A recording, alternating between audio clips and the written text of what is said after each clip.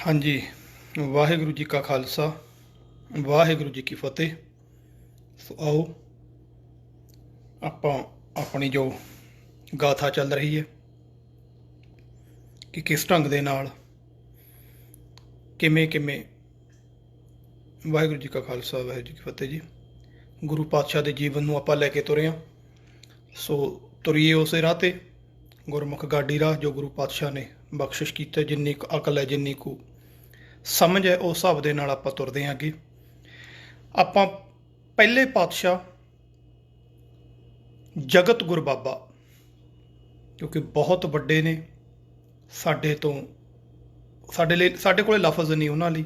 ਮੇਰੇ ਲਈ ਮੈਨੂੰ ਲੱਗਦਾ ਜਿਵੇਂ ਭਾਈ ਸਾਹਿਬ ਭਾਈ ਗੁਰਦਾਸ ਜੀ ਨੇ ਲਿਖਿਆ ਵੀ ਜਗਤ ਗੁਰ ਬਾਬਾ, ਇਹ ਲਫ਼ਜ਼ ਹੀ ਕਾਫੀ ਹੈ ਗੁਰਦੇਵ ਪਾਤਸ਼ਾਹ ਦੇ ਲਈ।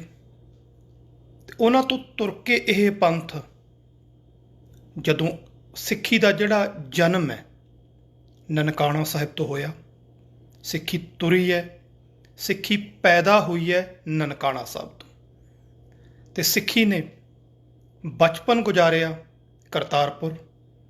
ਬਸ ਫਿਰ ਉਸ ਤੋਂ ਬਾਅਦ ਇਹਦਾ ਸਫ਼ਰ ਤੈਅ ਹੋ ਗਿਆ ਖਡੂਰ ਸਾਹਿਬ, ਗੋਇੰਦਵਾਲ, ਤਰਨ ਤਾਰਨ, ਚੱਕ ਰਾਮਦਾਸਪੁਰ, ਜਿਹਨੂੰ ਆਪਾਂ ਅੱਜ ਕੱਲ੍ਹ ਆਨੰਦਪੁਰ ਸਾਹਿਬ, ਅੰਮ੍ਰਿਤਸਰ ਸਾਹਿਬ ਕਹਿੰਦੇ ਹਾਂ। ਇਹਨਾਂ ਰਾਹਾਂ ਤੋਂ ਤੁਰਦੀ ਹੋਈ ਅੱਗੇ ਵੱਧਦੀ ਗਈ, ਆਨੰਦਪੁਰ ਸਾਹਿਬ ਦੀ ਧਰਤੀਆਂ ਤੱਕ ਪਹੁੰਚੀ। ਜਦੋਂ ਇਹ ਤੁਰੀ ਹੈ ਤਾਂ ਇਹਦੇ ਰਾਹ ਦੇ ਵਿੱਚ ਕਦੇ ਤਾਂ ਬਾਬਰ ਆਇਆ, ਕਦੇ ਹਮਾਯੂੰ ਆਇਆ, ਕਦੇ ਅਕਬਰ ਆਇਆ, ਕਦੇ ਜਹਾਂਗੀਰ ਆਇਆ, ਤੱਤੀਆਂ ਤਵੀਆਂ ਆਈਆਂ, ਆਰੇ ਆਏ, ਦੰਦੇ ਆਏ, ਔਰੰਗਜ਼ੇਬ ਵਰਗੇ ਆਏ, ਸ਼ਾਹਜਹਾਨ ਵਰਗੇ ਫੌਜਾਂ ਲੈ ਲੈ ਆਏ, ਬੜਾ ਕੁਛ ਆਇਆ। ਪਰ ਇਹ ਸਿੱਖੀ ਆਪਣੀ ਮੰਜ਼ਿਲੇ ਮਕਸੂਦ ਦੇ ਵੱਲ ਵੱਧਦੀ ਗਈ। ਇਹ ਕਾਫਲਾ ਰੁਕਿਆ ਨਹੀਂ, ਤੇ ਨਾ ਇਹਨੂੰ ਕਿਸੇ 'ਚ ਐਡੀ ਚੁਰਤ ਔਰ ਸਮਰੱਥਾ ਸੀ ਕਿ ਇਹਨੂੰ ਰੋਕ ਸਕਦਾ। ਕੋਸ਼ਿਸ਼ ਬੜਿਆਂ ਨੇ ਕੀਤੀ, ਇਹ ਲਗਾਤਾਰ ਜਾਰੀ ਹੈ, ਅੱਜ ਤੱਕ ਜਾਰੀ ਹੈ। ਸੋ ਇਹ ਤੁਰਦੇ ਗਏ ਨੇ। ਆਨੰਦਪੁਰ ਸਾਹਿਬ ਦੀ ਧਰਤੀ ਤੇ ਕੌਤਕ ਵਾਪਰਿਆ, ਇੱਕ ਨਵੀਂ ਰੂਹ ਫੂਕ ਦਿੱਤੀ ਗਈ। ਇੱਕ ਉਹ ਯੋਧੇ, ਉਹ ਮਰਜੀਬੜੇ ਤਿਆਰ ਕੀਤੇ ਗਏ ਜਿਹੜੇ ਕਿ ਆਪਣੀ ਕੌਮ ਲਈ, ਇਨਸਾਫ ਲਈ, ਦਰਦਮੰਦਾਂ ਲਈ ਸਿਰ ਐਂ ਵਾਰਦੇ ਸੀ ਜਿਵੇਂ ਉਹਨਾਂ ਦਾ ਆਪਣਾ ਨਹੀਂ ਹੁੰਦਾ। ਇਹ ਬਹੁਤ ਵੱਡੀ ਪ੍ਰਾਪਤੀ ਸੀ, ਕਰਾਮਾਤ ਸੀ ਕਹਿ ਲਓ, ਗੁਰੂ ਪਾਤਸ਼ਾਹ ਵੱਲੋਂ ਬਖਸ਼ਿਸ਼ ਕੀਤੀ ਹੋਈ। ਸੋ ਅੱਗੇ ਤੁਰੀਏ ਆਪਾਂ। ਉਸ ਤੋਂ ਬਾਅਦ ਜਦੋਂ ਹਜ਼ੂਰ ਸਾਰਾ ਪਰਿਵਾਰ ਵਾਰਤਾ, ਚਾਰੇ ਸਾਹਿਬਜ਼ਾਦੇ ਲੇਖੇ ਲਾਤੇ। ਇਦੋਂ ਵੱਡਾ ਹੋਰ ਘਟਨਾ ਕੌਮ 'ਚ ਨਹੀਂ। ਮੈਂ ਪਹਿਲਾਂ ਵੀ ਬੇਨਤੀ ਕੀਤੀ ਸੀ ਕਿ ਇਸਲਾਮ ਜਿੰਦਾ ਹੋਤਾ ਹੈ ਹਰ ਕਰਬਲਾ ਕੇ ਬਾਅਦ। ਇਹ ਸਿੱਖਾਂ ਦੀ ਕਰਬਲਾ, ਸਾਕੇ ਅਸੀਂ ਇਹਨਾਂ ਨੂੰ ਕਹਿੰਦੇ ਹਾਂ, ਦੋ ਵੱਡੇ। ਸੋ ਇਹ ਸਾਕੇ ਵਾਪਰ ਗਏ ਤੇ ਹਜੂਰ ਅੱਗੇ ਚੱਲੇ ਨੇ। ਮੈਂ ਸਿੱਧੇ ਆਪਾਂ ਪਿਛਲੀ ਵਾਰੀ ਹਜੂਰ ਸਾਹਿਬ ਪਹੁੰਚ ਗਏ ਸੀ, ਪਰ ਰਸਤੇ 'ਚ ਦੋ ਘਟਨਾਵਾਂ ਮਿਸ ਹੋ ਗਈਆਂ ਸੀ, ਕਿਉਂਕਿ ਮੈਂ ਤੁਹਾਨੂੰ ਦੱਸਿਆ ਵੀ ਕਈ ਵਾਰੀ ਮੈਂ ਅੱਗੇ ਲੰਘ ਜਾਣਾ ਤੇ ਪਿਛਲਾ ਨਾ ਕਈ ਵਾਰੀ ਰਿਵੀਜ਼ਨ ਨਹੀਂ ਕੀਤੀ ਹੁੰਦੀ ਜਾਂ ਦਿਮਾਗ 'ਚ ਨਹੀਂ ਆਉਂਦਾ, ਕਿਉਂਕਿ ਕੁਛ ਹਾਲਾਤ ਇੱਦਾਂ ਦੇ ਨੇ ਵੀ ਸਿੱਧਾ ਮੈਨੂੰ ਕਈ ਵਾਰੀ ਲਾਈਵ ਹੋਣਾ ਪੈਂਦਾ ਹੈ। ਸੋ ਨਾ ਮੇਰੇ ਕੋਲ ਇੱਥੇ ਬਹੁਤ ਜ਼ਿਆਦਾ ਬੁੱਕਸ ਨਹੀਂ ਹੈਗੀਆਂ, ਬਹੁਤ ਘੱਟ ਨੇ ਜਿਨ੍ਹਾਂ 'ਚ ਸਿਰਫ ਸੰਖੇਪ ਜਿਹੀ ਹੈ। ਸੋ ਇਸ ਕਰਕੇ ਥੋੜ੍ਹੀ ਜਿਹੀ ਉਹ ਮਿਸਟੇਕ ਹੋ ਗਈ ਸੀ ਕਿ ਰਸਤੇ ਦੇ ਵਿੱਚ ਜਿਹੜੀਆਂ ਦੋ ਘਟਨਾਵਾਂ ਘਟੀਆਂ ਨੇ ਉਹ ਤਾਂ ਦਮਦਮਾ ਸਾਹਿਬ ਜੀ, ਕਿਉਂਕਿ ਹਜ਼ੂਰ ਉੱਥੇ ਰਹੇ ਨੇ। ਔਰ ਸਭ ਤੋਂ ਵੱਡੀ ਗੱਲ ਕਿ ਉਸ ਥਾਂ ਦੇ ਉੱਤੇ ਸਾਹਿਬ ਸ਼੍ਰੀ ਗੁਰੂ ਗ੍ਰੰਥ ਸਾਹਿਬ ਜੀ ਦੇ ਉਤਾਰੇ ਕਰਾਏ ਔਰ ਬੀੜ ਤਿਆਰ ਕੀਤੀ। ਪੁਰਾਣੀਆਂ ਲਿਖਤਾਂ ਉੱਥੇ ਮੰਗਵਾਈਆਂ, ਉਹਨਾਂ ਨੂੰ ਵਿਚਾਰ ਕੇ ਆਪਦੀ ਦੇਖ ਰੇਖ ਦੇ ਵਿੱਚ ਭਾਈ ਸਾਹਿਬ ਭਾਈ ਮਨੀ ਸਿੰਘ ਜੀ ਦੀ ਡਿਊਟੀ ਲਾ ਕੇ ਉਤਾਰੇ ਕਰਵਾਏ ਗਏ ਨੇ। ਉਹਨਾਂ ਦੀ ਬਾਕਾਇਦਾ ਡਿਊਟੀ ਲਾਈ ਕਿ ਤੁਸੀਂ ਨਿਗਰਾਨੀ ਕਰਕੇ ਇਹ ਕੰਮ ਕਰਨਾ ਹੈ। ਸੋ ਇਹ ਵੱਡਾ ਕਾਰਜ ਸੀ। ਤੇ ਇਹ ਵੀ ਕਿਹਾ ਜਾਂਦਾ ਹੈ ਕਿ ਭਾਈ ਬੰਨੋ ਹੋਰਾਂ ਨੇ ਜਾਂ ਜਿਨ੍ਹਾਂ ਕੋਲੇ ਧੀਰ ਮੱਲੀਆਂ ਕੋਲੇ ਬੀੜ ਸੀ, ਉਹਨਾਂ ਨੇ ਦੇਣ ਤੋਂ ਇਨਕਾਰ ਕਰ ਦਿੱਤਾ ਸੀ।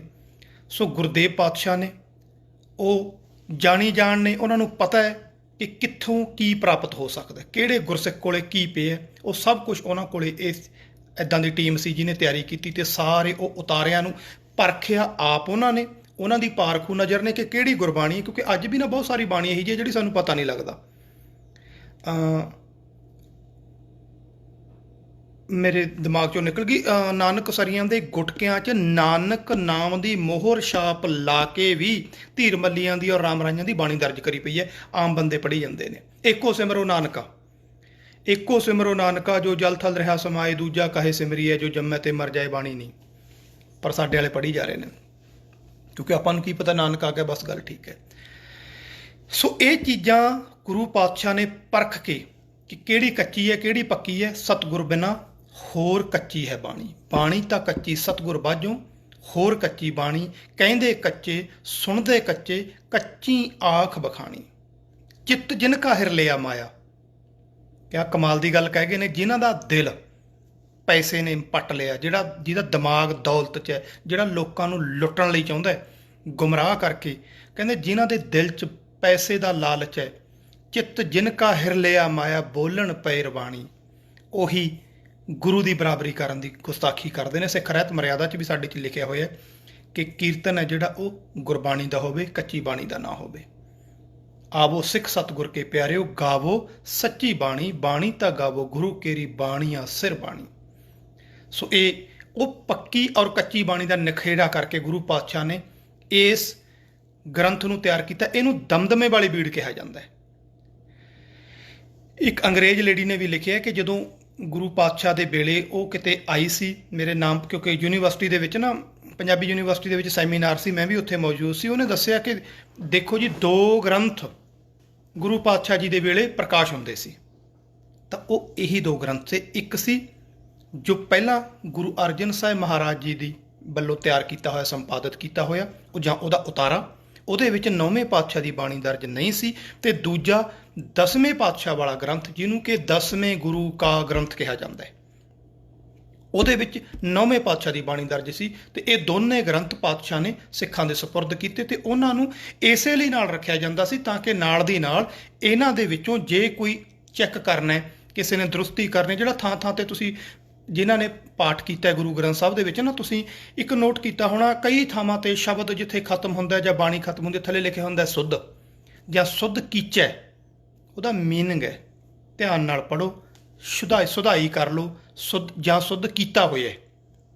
ਉਹ ਅਸੀਂ ਨਾਲੇ ਉਹ ਚੀਜ਼ਾਂ ਉਤਾਰ ਲਈਆਂ। ਇਹ ਲਿਖਾਰੀ ਵੱਲੋਂ ਲਿਖਿਆ ਹੋਇਆ ਹੈ, ਜਿਹੜਾ ਉਹ ਸੁਧਾਈ ਕਰ ਰਿਹਾ ਕਿ ਇਹਨੂੰ ਸੁੱਧ ਕੀਤਾ ਜਾਂ ਗੁਰੂ ਪਾਤਸ਼ਾਹ ਗੁਰੂ ਅਰਜਨ ਸਾਹਿਬ ਜਾਂ ਗੁਰੂ ਗੋਬਿੰਦ ਸਿੰਘ ਮਹਾਰਾਜ ਵੱਲੋਂ ਕਿ ਇਹ ਸੁੱਧ ਕੀਤਾ ਹੋਇਆ ਜਾਂ ਸੁੱਧ ਕਰ ਲਿਆ ਜਾਂ ਇਹਨੂੰ ਧਿਆਨ ਦਿਓ। ਇਹਦਾ ਮੀਨਿੰਗ ਇਹ ਹੈ ਕਿ ਸੁਧਾਈ ਕੀਤੀ ਹੋਈ ਹੈ।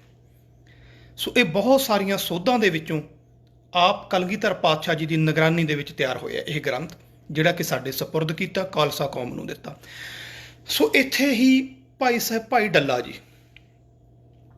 ਮੈਂ ਸਤਿਕਾਰ ਨਾਲ ਤਾਂ ਉਹਨਾਂ ਦਾ ਨਾਮ ਲੈ ਰਿਹਾ ਕਿਉਂਕਿ ਉਹ ਬਹੁਤ ਸਤਿਕਾਰਤ ਨੇ। ਜਦੋਂ ਹਜ਼ੂਰ ਉਹਦੇ ਕੋਲ ਗਏ ਨੇ ਤਾਂ ਵਜ਼ੀਰ ਖਾਨ ਨੂੰ ਵੀ ਪਤਾ ਲੱਗਿਆ, ਸਾਬੋ ਕੀ ਤਲਵੰਡੀ ਜਿਹਨੂੰ ਆਪਾਂ ਕਹਿੰਦੇ ਆ, ਤੇ ਉਹਨੇ ਵਜ਼ੀਰ ਖਾਨ ਨੇ ਚਿੱਠੀ ਲਿਖੀ ਸੀ ਕਿ ਗੁਰੂ ਤੇਰੇ ਕੋਲੇ ਗ੍ਰਿਫਤਾਰ ਕਰਕੇ ਮੇਰੇ ਹਵਾਲੇ ਕਰਤਾ। ਉਹਨੇ ਵੀ ਮਰਦਾਂ ਵਾਂਗੂ ਜਵਾਬ ਦਿੱਤਾ ਸੀ, ਕਹਿੰਦਾ ਆਪ ਗ੍ਰਿਫਤਾਰ ਕਰਕੇ ਤਾਂ ਭੇਜਣਾ ਦੂਰ ਦੀ ਗੱਲ, ਜੇ ਗਲਤੀ ਨਾਲ ਵੀ ਇੱਧਰ ਝਾਕ ਪਿਆ ਤਾਂ ਪਹਿਲਾਂ ਮੇਰੇ ਨਾਲ ਟਾਕਰਾ ਕਰ ਲਈ। ਤੇ ਉਹ ਅਕਸਰ ਗੁਰੂ ਪਾਤਸ਼ਾਹ ਦੇ ਸਾਹਿਬਜ਼ਾਦਿਆਂ ਦੀਆਂ ਗੱਲਾਂ ਸੁਣਦਾ, ਸਿੰਘਾਂ ਦੀ ਸ਼ਹੀਦੀ ਬਾਰੇ ਸੁਣਦਾ, ਬਸ ਇੱਕੋ ਗੱਲ ਦਿਮਾਗ 'ਚ ਆਉਂਦੀ ਤੇ ਝੂਰਦਾ ਰਹਿੰਦਾ, ਮਹਾਰਾਜ ਤੁਸੀਂ ਮੈਨੂੰ ਸੁਨੇਹਾ ਭੇਜਿਆ ਹੁੰਦਾ ਨਾ, ਆਹ ਦਿਨ ਨਹੀਂ ਆਉਂਦੇ ਤੇ ਮੇਰੇ ਯੋਧੇ ਨਾਲ ਹੁੰਦੇ ਨਾ, ਕਿਉਂਕਿ ਤੁਹਾਨੂੰ ਪਤਾ ਨਹੀਂ ਮੇਰੇ ਕੋਲੇ ਕਿਹੋ ਜਿਹੇ ਸੂਰਮੇ ਨੇ, ਮੌਤ ਨੂੰ ਮਖੌਲਾਂ ਕਰਨ ਵਾਲੇ ਨੇ, ਤਾਂ ਢਿੱਡੀ ਦਲਾਂ ਦਾ ਨਾਸ ਕਰ ਦਿੰਦੇ ਮਾਰ ਮਾਰ ਕੇ। ਸਾਹਿਬਜ਼ਾਦਿਆਂ ਨੂੰ ਨਹੀਂ ਪਾਤਸ਼ਾਹ ਮੈਂ ਕੁਰਬਾਨ ਹੋਣ ਦਿੰਦਾ ਸੀ, ਮੂਹਰੇ ਹੋ ਕੇ ਆਪ ਜਾਨਾਂ ਵਾਰਦੇ। ਸਿੱਖਾਂ ਕੋਲੋਂ ਉਹ ਕੰਮ ਨਹੀਂ ਹੋਇਆ ਜਿਹੜਾ ਮੈਂ ਕਰ ਸਕਦਾ ਸੀ, ਮੇਰੇ ਯੋਧੇ ਕਰ ਸਕਦੇ ਸੀ। ਗੁਰੂ ਪਾਤਸ਼ਾਹ ਕੋਲੇ ਅਕਸਰ ਇਹ ਗੱਲਾਂ ਉਹ ਕਰਦਾ ਰਹਿੰਦਾ। ਗੁਰੂ ਪਾਤਸ਼ਾਹ ਬਸ ਇੱਕੋ ਗੱਲ ਕਹਿੰਦੇ, ਭਾਈ ਡੱਲਿਆ ਜੋ ਭਾਣਾ ਹੈ ਉਹ ਵਾਪਰ ਕੇ ਰਹਿੰਦਾ ਹੈ, ਉਹਨੂੰ ਕੋਈ ਰੋਕ ਨਹੀਂ ਸਕਦਾ। ਜੋ ਹੋਣਾ ਉਹ ਤਾਂ ਹੋਣਾ ਹੀ ਹੋਣਾ ਹੈ। ਬਾਕੀ ਮਰਦ ਨੂੰ ਸੂਰਮਾ ਹੋਣਾ ਚਾਹੀਦਾ। ਸੂਰਮਤਾਈ ਦਾ ਕਦੇ ਅੰਤ ਨਹੀਂ ਹੋਇਆ, ਕਦੇ ਨਹੀਂ ਮੁੱਕਿਆ। ਬਹਾਦਰੀ ਦੁਨੀਆ ਦੇ ਵਿੱਚੋਂ ਮੁੱਕੀ ਹੈ ਨਾ, ਤਾਂ ਕਹਿੰਦੇ ਇਹ ਰਾਗ ਮੁੱਕਣ ਵਾਲਾ, ਨਾ ਇਹ ਤਾਰ ਟੁੱਟਣ ਵਾਲੀ ਹੈ। ਕੀ ਪਤਾ ਕਦੋਂ ਤੇਰੀ ਬਹਾਦਰੀ ਦੀ ਲੋੜ ਪੈ ਜੇ, ਕੋਈ ਗੱਲ ਨਹੀਂ, ਤੂੰ ਤਿਆਰੀ ਰੱਖਿਆ ਕਰ। ਤੇ ਇਸੇ ਥਾਂ ਦੇ ਉੱਤੇ ਹੀ ਮਾਤਾਵਾਂ, ਹੁਣ ਇੱਥੇ ਵੀ ਥੋੜ੍ਹਾ ਜਿਹਾ ਮੈਂ ਟੂਕ ਮਾਤਰ ਉਹ ਗੱਲ ਕਰਦਾ ਹੁੰਨਾ, ਕਿਉਂਕਿ ਗੁਰੂ ਸਾਹਿਬਾਨਾਂ ਦੇ ਵਿਆਹਾਂ ਦਾ ਵੀ ਬਹੁਤ ਜ਼ਿਆਦਾ ਰੌਲਾ ਪਿਆ ਹੋਇਆ। ਤੁਸੀਂ ਇੱਕ ਚੀਜ਼ ਨੂੰ ਨੋਟ ਕਰਨਾ ਹੈ, ਪੰਚਮ ਪਾਤਸ਼ਾਹ ਤੱਕ, ਸਾਹਿਬ ਸ਼੍ਰੀ ਗੁਰੂ ਅਰਜਨ ਸਾਹਿਬ ਮਹਾਰਾਜ ਤੱਕ ਇੱਕੋ ਵਿਆਹ ਚੱਲੇ ਆ ਰਿਹਾ, ਤੇ 6ਵੇਂ ਗੁਰੂ ਤੇ ਆ ਕੇ ਵਿਆਹਾਂ ਨੂੰ ਲੈਣਾ ਲਾਉਣੀਆਂ ਸ਼ੁਰੂ ਕਰਤੀਆਂ ਸੀ ਨੇ, ਜਾਣੀ ਕਿ 5 ਵਿਆਹ ਕਰਤੇ ਗੁਰੂ ਹਰਗੋਬਿੰਦ ਸਾਹਿਬ ਦੇ, ਤੇ 6ਵੇਂ ਗੁਰੂ ਸਾਹਿਬ ਦੇ 6ਵੇਂ ਗੁਰੂ ਸਾਹਿਬ ਦੇ ਗੁਰੂ ਹਰਗੋਬਿੰਦ ਸਾਹਿਬ ਦੇ, ਤੇ 7ਵੇਂ ਗੁਰੂ ਸਾਹਿਬ ਦੇ 8 ਵਿਆਹ ਕਰਤੇ। 8ਵੇਂ ਗੁਰੂ ਪਾਤਸ਼ਾਹ ਛੋਟੀ ਉਮਰ 'ਚ ਸੀਗੇ ਗੁਰੂ ਹਰਕ੍ਰਿਸ਼ਨ ਸਾਹਿਬ, 7ਵੇਂ ਦੇ 8 ਵਿਆਹ ਕਰਤੇ। 9ਵੇਂ ਗੁਰੂ ਪਾਤਸ਼ਾਹ ਨੂੰ ਫੇਰ ਇੱਕ ਵਿਆਹ ਹੈ, 10ਵੇਂ ਗੁਰੂ ਪਾਤਸ਼ਾਹ ਦੇ ਫਿਰ 3 ਵਿਆਹ ਨੇ। ਇਹ ਬਹੁਤ ਵੱਡਾ ਇਸ ਥਾਂ ਦੇ ਉੱਤੇ ਖੋਜ ਦੀ ਲੋੜ ਹੈ, ਕਿਉਂਕਿ ਜਦੋਂ ਇਤਿਹਾਸਕਾਰਾਂ ਦੇ ਹਿਸਾਬ ਨਾਲ ਅਸੀਂ ਚੈੱਕ ਕਰਦੇ ਹਾਂ, ਜਿਵੇਂ 7ਵੇਂ ਗੁਰੂ ਪਾਤਸ਼ਾਹ ਲਾ ਲਓ ਜਾਂ 6ਵੇਂ ਗੁਰੂ ਦੀ ਸੰਤਾਨ ਵੱਲ ਦੇਖਦੇ ਹਾਂ, ਸੰਤਾਨ ਦੇਖਦੇ ਹਾਂ ਤਾਂ ਉਹ ਸੰਤਾਨ ਹੈ ਜਿਹੜੀ ਉਹਨਾਂ ਦੇ ਬੱਚੇ ਇਸ ਢੰਗ ਨਾਲ ਪੈਦਾ ਹੋ ਰਹੇ ਨੇ ਜਿਵੇਂ ਇੱਕੋ ਮਾਂ ਬੱਚਿਆਂ ਨੂੰ ਜਨਮ ਦਿੰਦੀ ਹੈ। ਇੱਕ ਮਾਂ ਦਾ ਜੋ ਸਮਾਂ ਹੁੰਦਾ ਹੈ ਅਕਾਲ ਪ੍ਰਮਾਤਮਾ ਵੱਲੋਂ ਨਿਸ਼ਚਿਤ ਕੀਤਾ ਹੋਇਆ ਹੈ ਕਿ ਸਾਲ ਬਾਅਦ ਜਾਂ 2 ਸਾਲ ਬਾਅਦ ਮਾਂ ਬਣ ਸਕਦੀ ਹੈ ਔਰਤ, ਉਸ ਢੰਗ ਨਾਲ ਬੱਚੇ ਪੈਦਾ ਹੋਏ ਨੇ। ਕੋਈ ਵੀ ਬੱਚਿਆਂ ਦੀ ਉਮਰ ਆਪਸ ਵਿੱਚ ਨਹੀਂ ਮਿਲਦੀ। ਹੁਣ 6ਵੇਂ ਗੁਰਦੇਵ ਪਾਤਸ਼ਾਹ ਦੇ 5 ਬੇਟੇ ਤੇ 1 ਬੇਟੀ, 6 ਬੱਚੇ ਨੇ, ਪਰ ਸਾਰਿਆਂ ਦੀ ਉਮਰ ਇਸ ਹਿਸਾਬ ਨਾਲ ਹੈ ਕਿ ਜਿਵੇਂ ਇੱਕੋ ਮਾਂ ਦੇ ਉਹ ਪੈਦਾ ਹੋਏ ਹੁੰਦੇ ਨੇ। 7ਵੇਂ ਪਾਤਸ਼ਾਹ ਦੇ ਜਦੋਂ ਵਿਆਹਾਂ ਦੀ ਗੱਲ ਕਰਦੇ ਹਾਂ, ਇੱਥੋਂ ਤੱਕ ਜਦੋਂ ਉਹਨਾਂ ਦੀਆਂ ਡੇਟਾਂ ਤਰੀਕ ਮਿਲਾਉਂਦੇ ਆ, ਇੱਕ ਕੁੜੀ ਦੀ ਜਾਣੀ ਕਿ ਜਿਹਨੂੰ ਅਸੀਂ ਕਹਿ ਦਿੰਦੇ ਕਿ ਵਿਆਹੀ ਗਈ ਭੈਣਾਂ ਸੀਗੀਆਂ ਜੀ, ਉਹਦੀ ਮੈਰਿਜ ਉਦੋਂ ਹੋ ਰਹੀ ਹੈ ਗੁਰੂ ਪਾਤਸ਼ਾਹ ਨਾਲ ਜਦੋਂ ਉਹ 1 ਸਾਲ ਦੀ ਸੀ, ਤਰੀਕਾਂ ਦੇ ਹਿਸਾਬ ਨਾਲ। ਤਾਂ ਕੀ ਇਹ ਸੰਭਵ ਹੈ? ਤੀਜੇ ਪਾਤਸ਼ਾਹ ਬਾਣੀ ਦੇ ਵਿੱਚ ਵੀ ਵਿਰੋਧ ਕਰ ਰਹੇ ਨੇ ਇਹਨਾਂ ਚੀਜ਼ਾਂ ਦਾ, ਔਰ ਸਿੱਧੇ ਤੌਰ ਤੇ ਸਮਾਜਿਕ ਤੌਰ ਤੇ ਬਾਲ ਵਿਆਹ ਦੇ ਉੱਤੇ ਰੋਕ ਲਵਾ ਰਹੇ ਨੇ ਅਕਬਰ ਤੋਂ। ਜੋ ਗੁਰੂ ਪਾਤਸ਼ਾਹ ਆਪ ਰੋਕ ਲਵਾ ਰਹੇ ਨੇ ਸਮਾਜ ਦੇ ਵਿੱਚੋਂ ਕ੍ਰੀਤੀਆਂ ਤੋਂ, ਉਸੇ ਦੇ ਉੱਤੇ ਕੀ ਆਪ ਉਹ ਚੱਲ ਸਕਦੇ ਨੇ? ਕਦੇ ਵੀ ਨਹੀਂ। ਸੋ ਇਹਨਾਂ ਗੱਲਾਂ ਤੇ ਮੈਂ ਤਾਂ ਥੋੜ੍ਹਾ ਜਿਹਾ ਟੂਕ ਮਾਤਰ ਦੇ ਰਿਹਾ ਕਿ ਬਹੁਤ ਵੱਡੇ ਖੋਜਾਂ ਦੀ ਹਲੇ ਲੋੜ ਹੈ। ਸਾਡੇ ਵਿਦਵਾਨ ਕਦੇ ਕਾਸ਼ ਇਸ ਪਾਸੇ ਤੁਰਨ, ਹੋਰ ਤਾਂ ਬਹੁਤ ਪਾਸੇ ਤੁਰੇ ਹੋਏ ਨੇ, ਇੱਧਰ ਵੀ ਤੁਰ ਪਣ ਤਾਂ ਮੈਨੂੰ ਲੱਗਦਾ ਕੌਮ ਦਾ ਭਲਾ ਹੋ ਸਕਦਾ ਹੈ। ਸੋ ਮਹਾਰਾਜ ਭਲੀ ਕਰਨ, ਸੁਮੱਤ ਆਵੇ ਮੇਰੀ ਕੌਮ ਦੇ ਵਿਦਵਾਨਾਂ ਨੂੰ ਕਿ ਲੜਾਈਆਂ ਝਗੜੇ ਛੱਡ ਕੇ ਪਹਿਲਾਂ ਆਤਾ ਸਵਾਰ ਲਈਏ, ਬਾਕੀ ਫੇਰ ਦੇਖਦੇ ਹਾਂ। ਸੋ ਇੱਥੇ ਮਾਤਾ ਜੀ ਆਏ ਨੇ ਤੇ ਕਹਿੰਦੇ, ਕਿਉਂਕਿ ਦਿੱਲੀ ਉਹ ਪਹੁੰਚੇ ਹੋਏ ਸੀ ਭਾਈ ਮਨੀ ਸਿੰਘ ਜੀ ਦੇ ਨਾਲ, ਤੇ ਜਦੋਂ ਹਜ਼ੂਰ ਇੱਥੇ ਕੁਛ ਟਾਈਮ ਰਹੇ ਨੇ ਤਾਂ ਉਹਨਾਂ ਨੂੰ ਇਸ ਥਾਂ ਦੇ ਉੱਤੇ ਮਿਲਣ ਦੇ ਲਈ ਬੁਲਾਇਆ ਗਿਆ। ਸਾਰਾ ਕੁਝ, ਸਾਰੇ ਵਾਕਿਆ ਸੁਣ ਚੁੱਕੇ ਨੇ ਹੋ ਕਿ ਕੀ ਕੁਛ ਹੋਇਆ।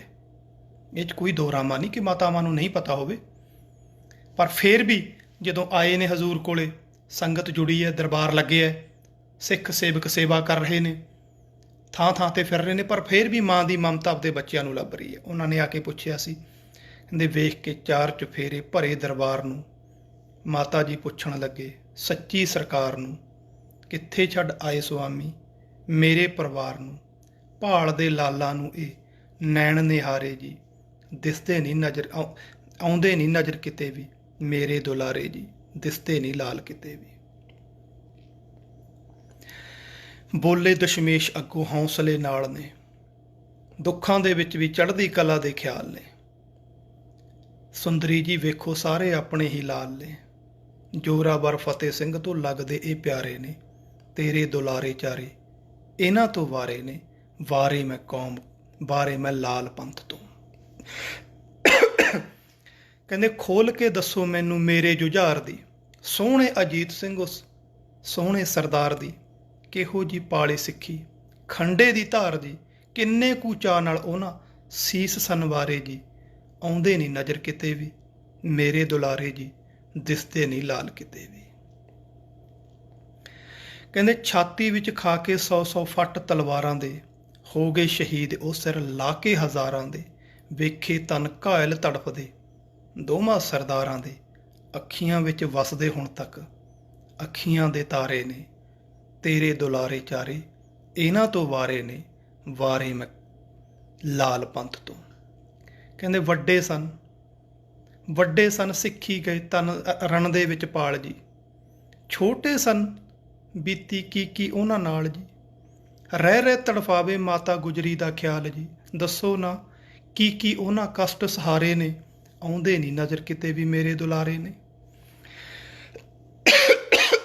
ਕਹਿੰਦੇ ਜ਼ੁਲਮੀ ਸਰਹੰਦ ਸ਼ਹਿਰ ਵਿੱਚ ਸੂਬੇ ਚੰਡਾਲ ਨੇ, ਕਰਤੇ ਸ਼ਹੀਦ ਦੋਵੇਂ, ਸੱਚ ਨੀਹਾਂ ਵਿੱਚ ਚਿਣਕੇ ਦੋਵੇਂ, ਕੀਤੇ ਹਲਾਲ ਨੇ, ਸੱਚਖੰਡ ਜਾ ਵਸੇ ਦਾਦੀ ਮਾਤਾ ਦੇ ਨਾਲ ਨੇ, ਹੱਸ ਸਿਰ ਦੇ ਗਏ ਸਿਦਕੋਂ ਨਾ ਹਾਰੇ ਨੇ, ਤੇਰੇ ਦੁਲਾਰੇ ਚਾਰੇ ਇਹਨਾਂ ਤੋਂ ਵਾਰੇ ਨੇ, ਵਾਰੇ ਮੈਂ ਲਾਲ ਪੰਥ ਤੋਂ।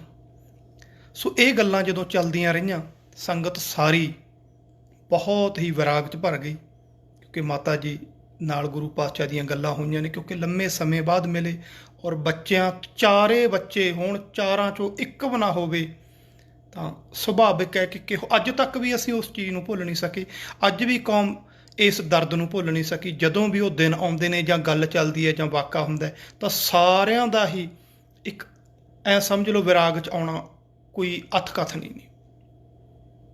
ਇਹ ਸਾਕੇ ਹੀ ਇਹੋ ਜਿਹੇ ਵਾਪਰੇ ਨੇ ਜਿਹਦੇ ਤੇ ਆਪਦੇ ਤੇ ਬੀਤਦੀ ਆ ਉਹਨੂੰ ਪਤਾ ਲੱਗਦੀ ਹੈ। ਕਹਿੰਦਾ ਪੁੱਤਾਂ ਵਾਲਿਓ ਜੱਗ ਦਾ ਪੁੱਤ ਮੇਵਾ ਹੁੰਦੇ ਮਾਪਿਆਂ ਦੀ ਜਿੰਦ ਜਾਨ ਪੁੱਤਰ, ਪੁੱਤਾਂ ਪਰਾਂ ਤੇ ਉੱਡਦੀ ਫਿਰੇ ਦੁਨੀਆ ਮਾਪੇ ਜਿਸਮ ਤੇ ਵਿੱਚ ਪ੍ਰਾਣ ਪੁੱਤਰ, ਜਿਉਂਦੀ ਜਾਨ ਸਹਾਰਾ ਨੇ ਜ਼ਿੰਦਗੀ ਦਾ ਮੋਏ ਹੋਏ ਦੇ ਵਿੱਚ ਨਿਸ਼ਾਨ ਪੁੱਤਰ, ਸੀਤਲ ਪੁੱਤਰਾਂ ਬਾਝ ਨਾ ਸੋਹਣ ਮਾਪੇ ਹੁੰਦੇ ਮਾਪਿਆਂ ਦੀ ਆਨ ਸ਼ਾਨ ਪੁੱਤਰ, ਤੇ ਚਾਰ ਲਾਲ ਹੋਣ ਫੁੱਲਾਂ ਵਰਗੇ ਖੂਬਸੂਰਤ ਇੱਕ ਬਣਾ ਅੱਜ ਹੋਵੇ। ਤੇ ਉਹਨਾਂ ਦੀਆਂ ਗੱਲਾਂ ਚੱਲ ਰਹੀਆਂ ਹੋਣ ਤਾਂ ਅੰਦਾਜ਼ਾ ਲਾ ਸਕਦੇ ਹਾਂ ਮਾਹੌਲ ਕਿਹਾ ਜਾ ਹੋਊਗਾ। ਸੋ ਇਸ ਚੱਲ ਰਿਹਾ ਸੀ ਤੇ ਅੱਜ ਫੇਰ ਭਾਈ ਡੱਲਾ ਬਹੁਤ ਹੀ ਜ਼ਿਆਦਾ ਗੁਰੂ ਪਾਤਸ਼ਾਹ ਜੀ ਦੇ ਚਰਨਾਂ 'ਚ ਬਹਿ ਕੇ ਫੇਰ ਰੋਇਆ। ਬਸ ਕਿਤੇ ਜੋਸ਼ ਦੇ ਵਿੱਚ ਆ ਕੇ ਜਾਂ ਇਹ ਕਹਿ ਲਓ ਜ਼ਿਆਦਾ ਸ਼ਰਧਾ 'ਚ ਆ ਕੇ ਉਹ ਸਿੱਖਾਂ ਬਾਰੇ ਵੀ ਬੋਲ ਗਿਆ ਕਿ ਇਹਨਾਂ ਨੂੰ ਲੜਨਾ ਨਹੀਂ ਆਇਆ, ਮੈਂ ਹੁੰਦਾ ਤਾਂ ਆਹ ਦਿਨ ਆਉਣ ਨਹੀਂ ਦਿੰਦੇ ਸੀ। ਹਜ਼ੂਰ ਨੇ ਫੇਰ ਉਸੇ ਤਰ੍ਹਾਂ ਆਖਿਆ ਕਿ ਭਾਈ ਡੱਲਿਆ ਕੋਈ ਗੱਲ ਨਹੀਂ, ਸਮਾਂ ਉਹ ਵੀ ਲੰਘ ਗਿਆ, ਇਹ ਵੀ ਲੰਘ ਜੂ, ਬਸ ਮਰਦ ਸੂਰਮਾ ਹੋਣਾ ਚਾਹੀਦਾ।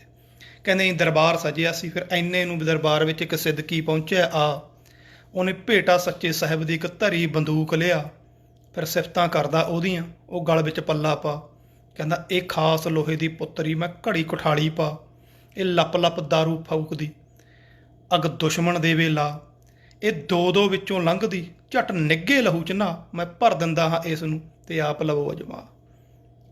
ਹਜ਼ੂਰ ਦੇ, ਕਿਉਂਕਿ ਹਜ਼ੂਰ ਨੇ ਹੁਕਮ ਕੀਤਾ ਹੋਇਆ ਸੀ ਕਿ ਮੈਨੂੰ ਹਥਿਆਰਾਂ ਤੇ ਘੋੜਿਆਂ ਤੇ ਜਵਾਨੀਆਂ ਦੀ ਲੋੜ ਹੈ, ਹਥਿਆਰ ਆਉਂਦਾ ਤਾਂ ਹਜ਼ੂਰ ਬਹੁਤ ਪ੍ਰਸੰਨ ਹੁੰਦੇ ਸੀ। ਇੱਥੇ ਇੱਕ ਇਤਿਹਾਸਕਾਰ ਦੀ ਗੱਲ ਮੈਨੂੰ ਬੜੀ ਕਮਾਲ ਦੀ ਯਾਦ ਆਈ ਹੈ। ਹਜ਼ੂਰ ਨੇ ਤਾਂ ਖੁਦ ਵੀ ਫੈਕਟਰੀ ਲਾਈ ਹੋਈ ਸੀ ਅਨੰਦਪੁਰ ਸਾਹਿਬ 'ਚ ਹਥਿਆਰ ਬਣਾਉਣ ਦੀ, ਫਿਰ ਉਹ ਸਿੱਖਾਂ ਤੋਂ ਕਿਉਂ ਮੰਗਵਾਉਂਦੇ ਸੀ? ਇਹਦੇ ਵਿੱਚ ਦੋ ਕਾਰਨ ਨੇ। ਇੱਕ ਤਾਂ ਸਿੱਖਾਂ ਨੂੰ ਹਥਿਆਰਾਂ ਬਾਰੇ ਨੌਲੇਜ ਹੋਵੇ, ਦੂਜਾ ਉਹਨਾਂ ਦੇ ਅੰਦਰ ਜੁਰਤ ਔਰ ਦਲੇਰੀ ਭਰੀ ਜਾਵੇ, ਜਿਹੜਾ ਹਥਿਆਰ ਦੇਣ ਆ ਰਿਹਾ ਉਹ ਜਵਾਨੀ ਵੀ ਸਮਝ ਲੈ ਦੇਣੇ ਆ ਰਿਹਾ, ਨਿਰਭਉ ਹੋ ਕੇ ਆ ਰਿਹਾ, ਬਿਨਾਂ ਡਰ ਤੋਂ ਆ ਰਿਹਾ, ਰੀਝਾਂ ਨਾਲ ਆ ਰਿਹਾ, ਆਜ਼ਾਦੀ ਦੇ ਸੰਘਰਸ਼ 'ਚ ਸ਼ਾਮਲ ਹੋ ਰਿਹਾ। ਇਹ ਮਨੋਵਿਗਿਆਨਕ ਤੌਰ ਤੇ ਬੜੀ ਵੱਡੀ ਗੱਲ ਸੀ।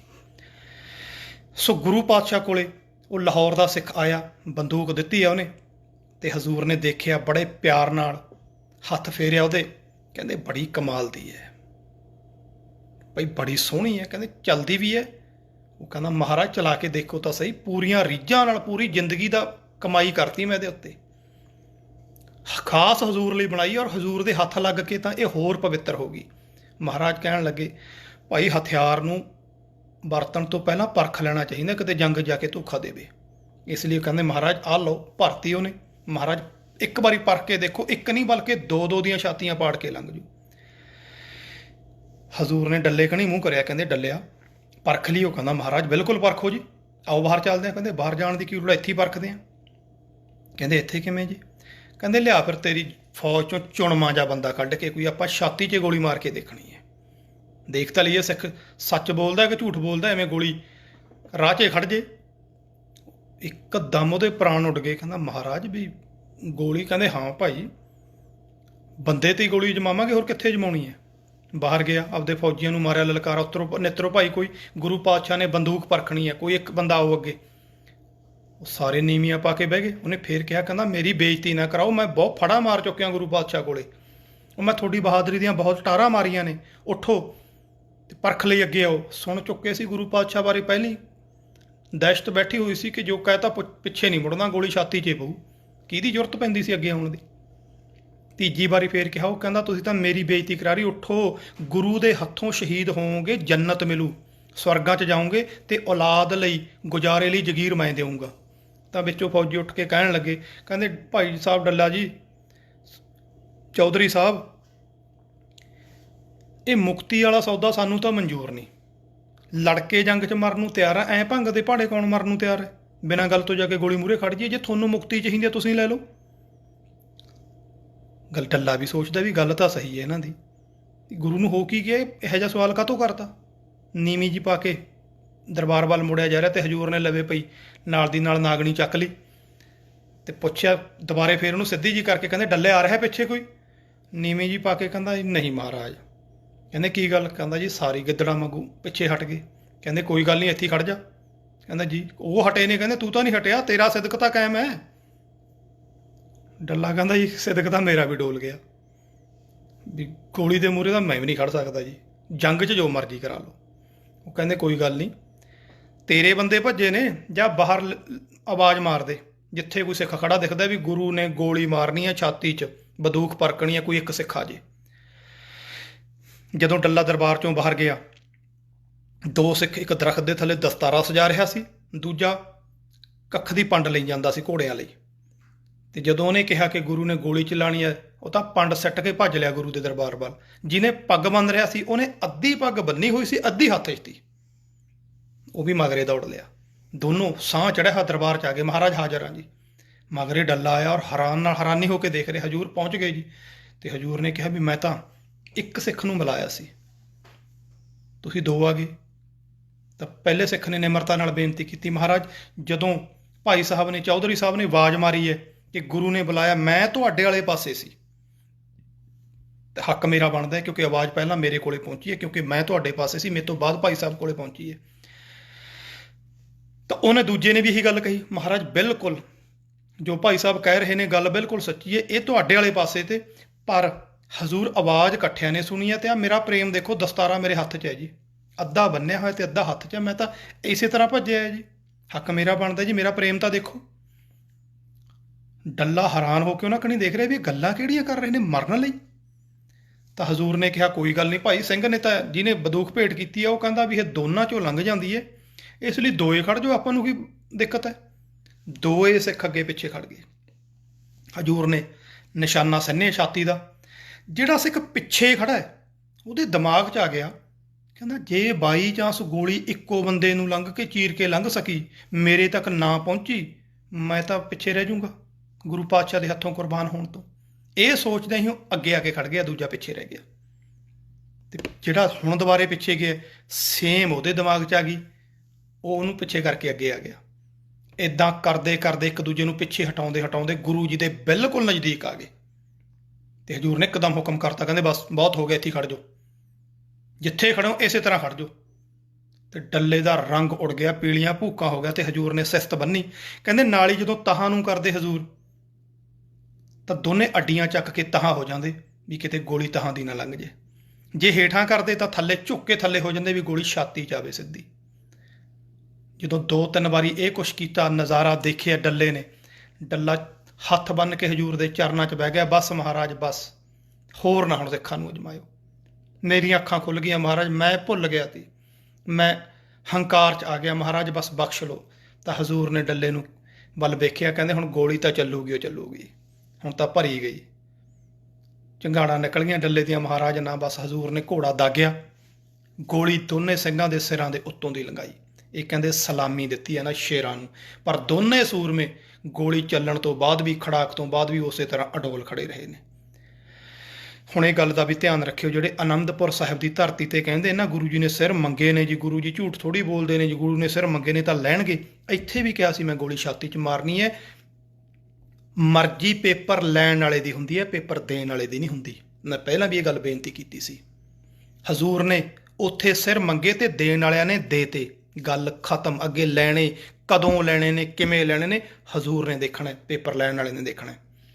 ਉਹਨਾਂ ਨੇ ਤਾਂ ਭੇਟਾ ਕਰਤੀ। ਇੱਥੇ ਵੀ ਹਜ਼ੂਰ ਨੇ ਕਿਹਾ ਗੋਲੀ ਛਾਤੀ 'ਚ ਮਾਰਨੀ, ਅਗਲੇ ਨੇ ਛਾਤੀਆਂ ਡਾਹਤੀਆਂ ਵੀ ਆਹ ਖੜੇ ਆ ਜੀ, ਮਾਰਨੀ ਨਾ ਮਾਰਨੀ ਅਗਲੇ ਦੀ ਮਰਜ਼ੀ ਹੈ। ਹੁਣ ਜੇ ਡੱਲਾ ਕਹੇ ਜੀ ਤੁਸੀਂ ਤਾਂ ਮਾਰੀ ਤਾਂ ਹੈ ਨਹੀਂ ਜੀ, ਉਹ ਖੜ ਜਾਂਦਾ। ਮਾਰਨੀ ਤਾਂ ਉਹਨਾਂ ਦੇ ਵੀ ਸ਼ਾਇਦ, ਕਿਉਂਕਿ ਆਪਾਂ ਤਾਂ ਇਹ ਗੱਲ ਕਹਿ ਨਹੀਂ ਸਕਦੇ ਨਾ ਮਾਰਦੇ, ਪਰ ਗੱਲ ਤਾਂ ਫੇਲ ਤਾਂ ਹੋ ਗਿਆ ਨਾ ਡੱਲਾ। ਗੱਲ ਇਹ ਹੈ ਕਿ ਗੁਰੂ ਪਾਤਸ਼ਾਹ ਨੇ ਪੇਪਰ ਲਿਆ ਤੇ ਪੇਪਰ 'ਚੋਂ ਪਾਸ ਕੌਣ ਹੋਇਆ, ਫੇਲ ਹੋਇਆ, ਇਹ ਦੇਖਣਾ ਹੈ ਆਪਾਂ ਨੇ। ਇਹ ਨਹੀਂ ਦੇਖਣਾ ਕਿ ਗੁਰੂ ਤੇ ਹੀ ਅਸੀਂ ਕਹਿਣ ਲੱਗੇ ਗੁਰੂ ਨੂੰ ਐਂ ਕਰਨਾ ਚਾਹੀਦਾ ਜੀ, ਅਸੀਂ ਕੌਣ ਹੁੰਦੇ ਹਾਂ ਇਹ ਗੱਲ ਕਹਿਣ ਵਾਲੇ ਕਿ ਗੁਰੂ ਨੂੰ ਕੀ ਕਰਨਾ ਚਾਹੀਦਾ। ਇੰਨੇ ਸਿਆਣੇ ਆਪਾਂ ਹਾਂ ਨਹੀਂ।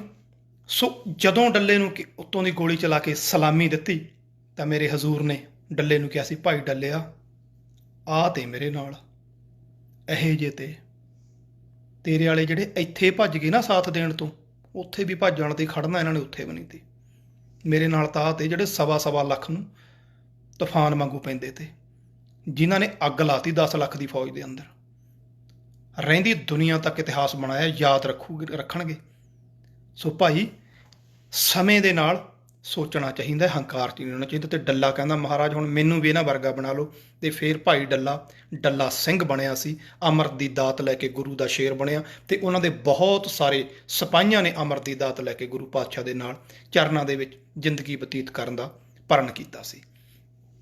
ਇਹ ਦਮਦਮਾ ਸਾਹਿਬ ਜਿੱਥੇ ਗੁਰੂ ਸਾਹਿਬ ਨੇ ਦਮ ਲਿਆ ਜਾਂ ਸਾਹ ਲਿਆ, ਇਸ ਥਾਂ ਦੇ ਉੱਤੇ ਅੱਜ ਕੱਲ੍ਹ ਤਖਤ ਹੈ। ਤੇ ਮੈਂ ਤੁਹਾਨੂੰ ਇਹ ਵੀ ਦੱਸ ਦੇਵਾਂ ਕਿ 1960 ਤੱਕ ਸਿੱਖ ਕੌਮ ਦੇ 4 ਤਖਤ ਤੇ ਅਰਦਾਸ ਦੇ ਵਿੱਚ ਚਾਹਾਂ ਤਖਤਾਂ ਦਾ ਧਿਆਨ ਧਰ ਕੇ ਬੋਲਦੇ ਸੀ ਵਾਹਿਗੁਰੂ। ਕਿਉਂਕਿ ਇਹ ਚੀਜ਼ਾਂ ਜਦੋਂ ਸਾਡੇ ਤੋਂ 10 ਸਾਲ ਜਾਂ 15 ਸਾਲ ਪਹਿਲਾਂ ਕੋਈ ਗੱਲ ਹੋਣ ਲੱਗ ਜਾਂਦੀ ਹੈ ਨਾ, ਸਾਨੂੰ ਇਹ ਲੱਗਦਾ ਸ਼ਾਇਦ ਐਂ ਚੱਲੀ ਆ ਰਹੀ ਹੈ।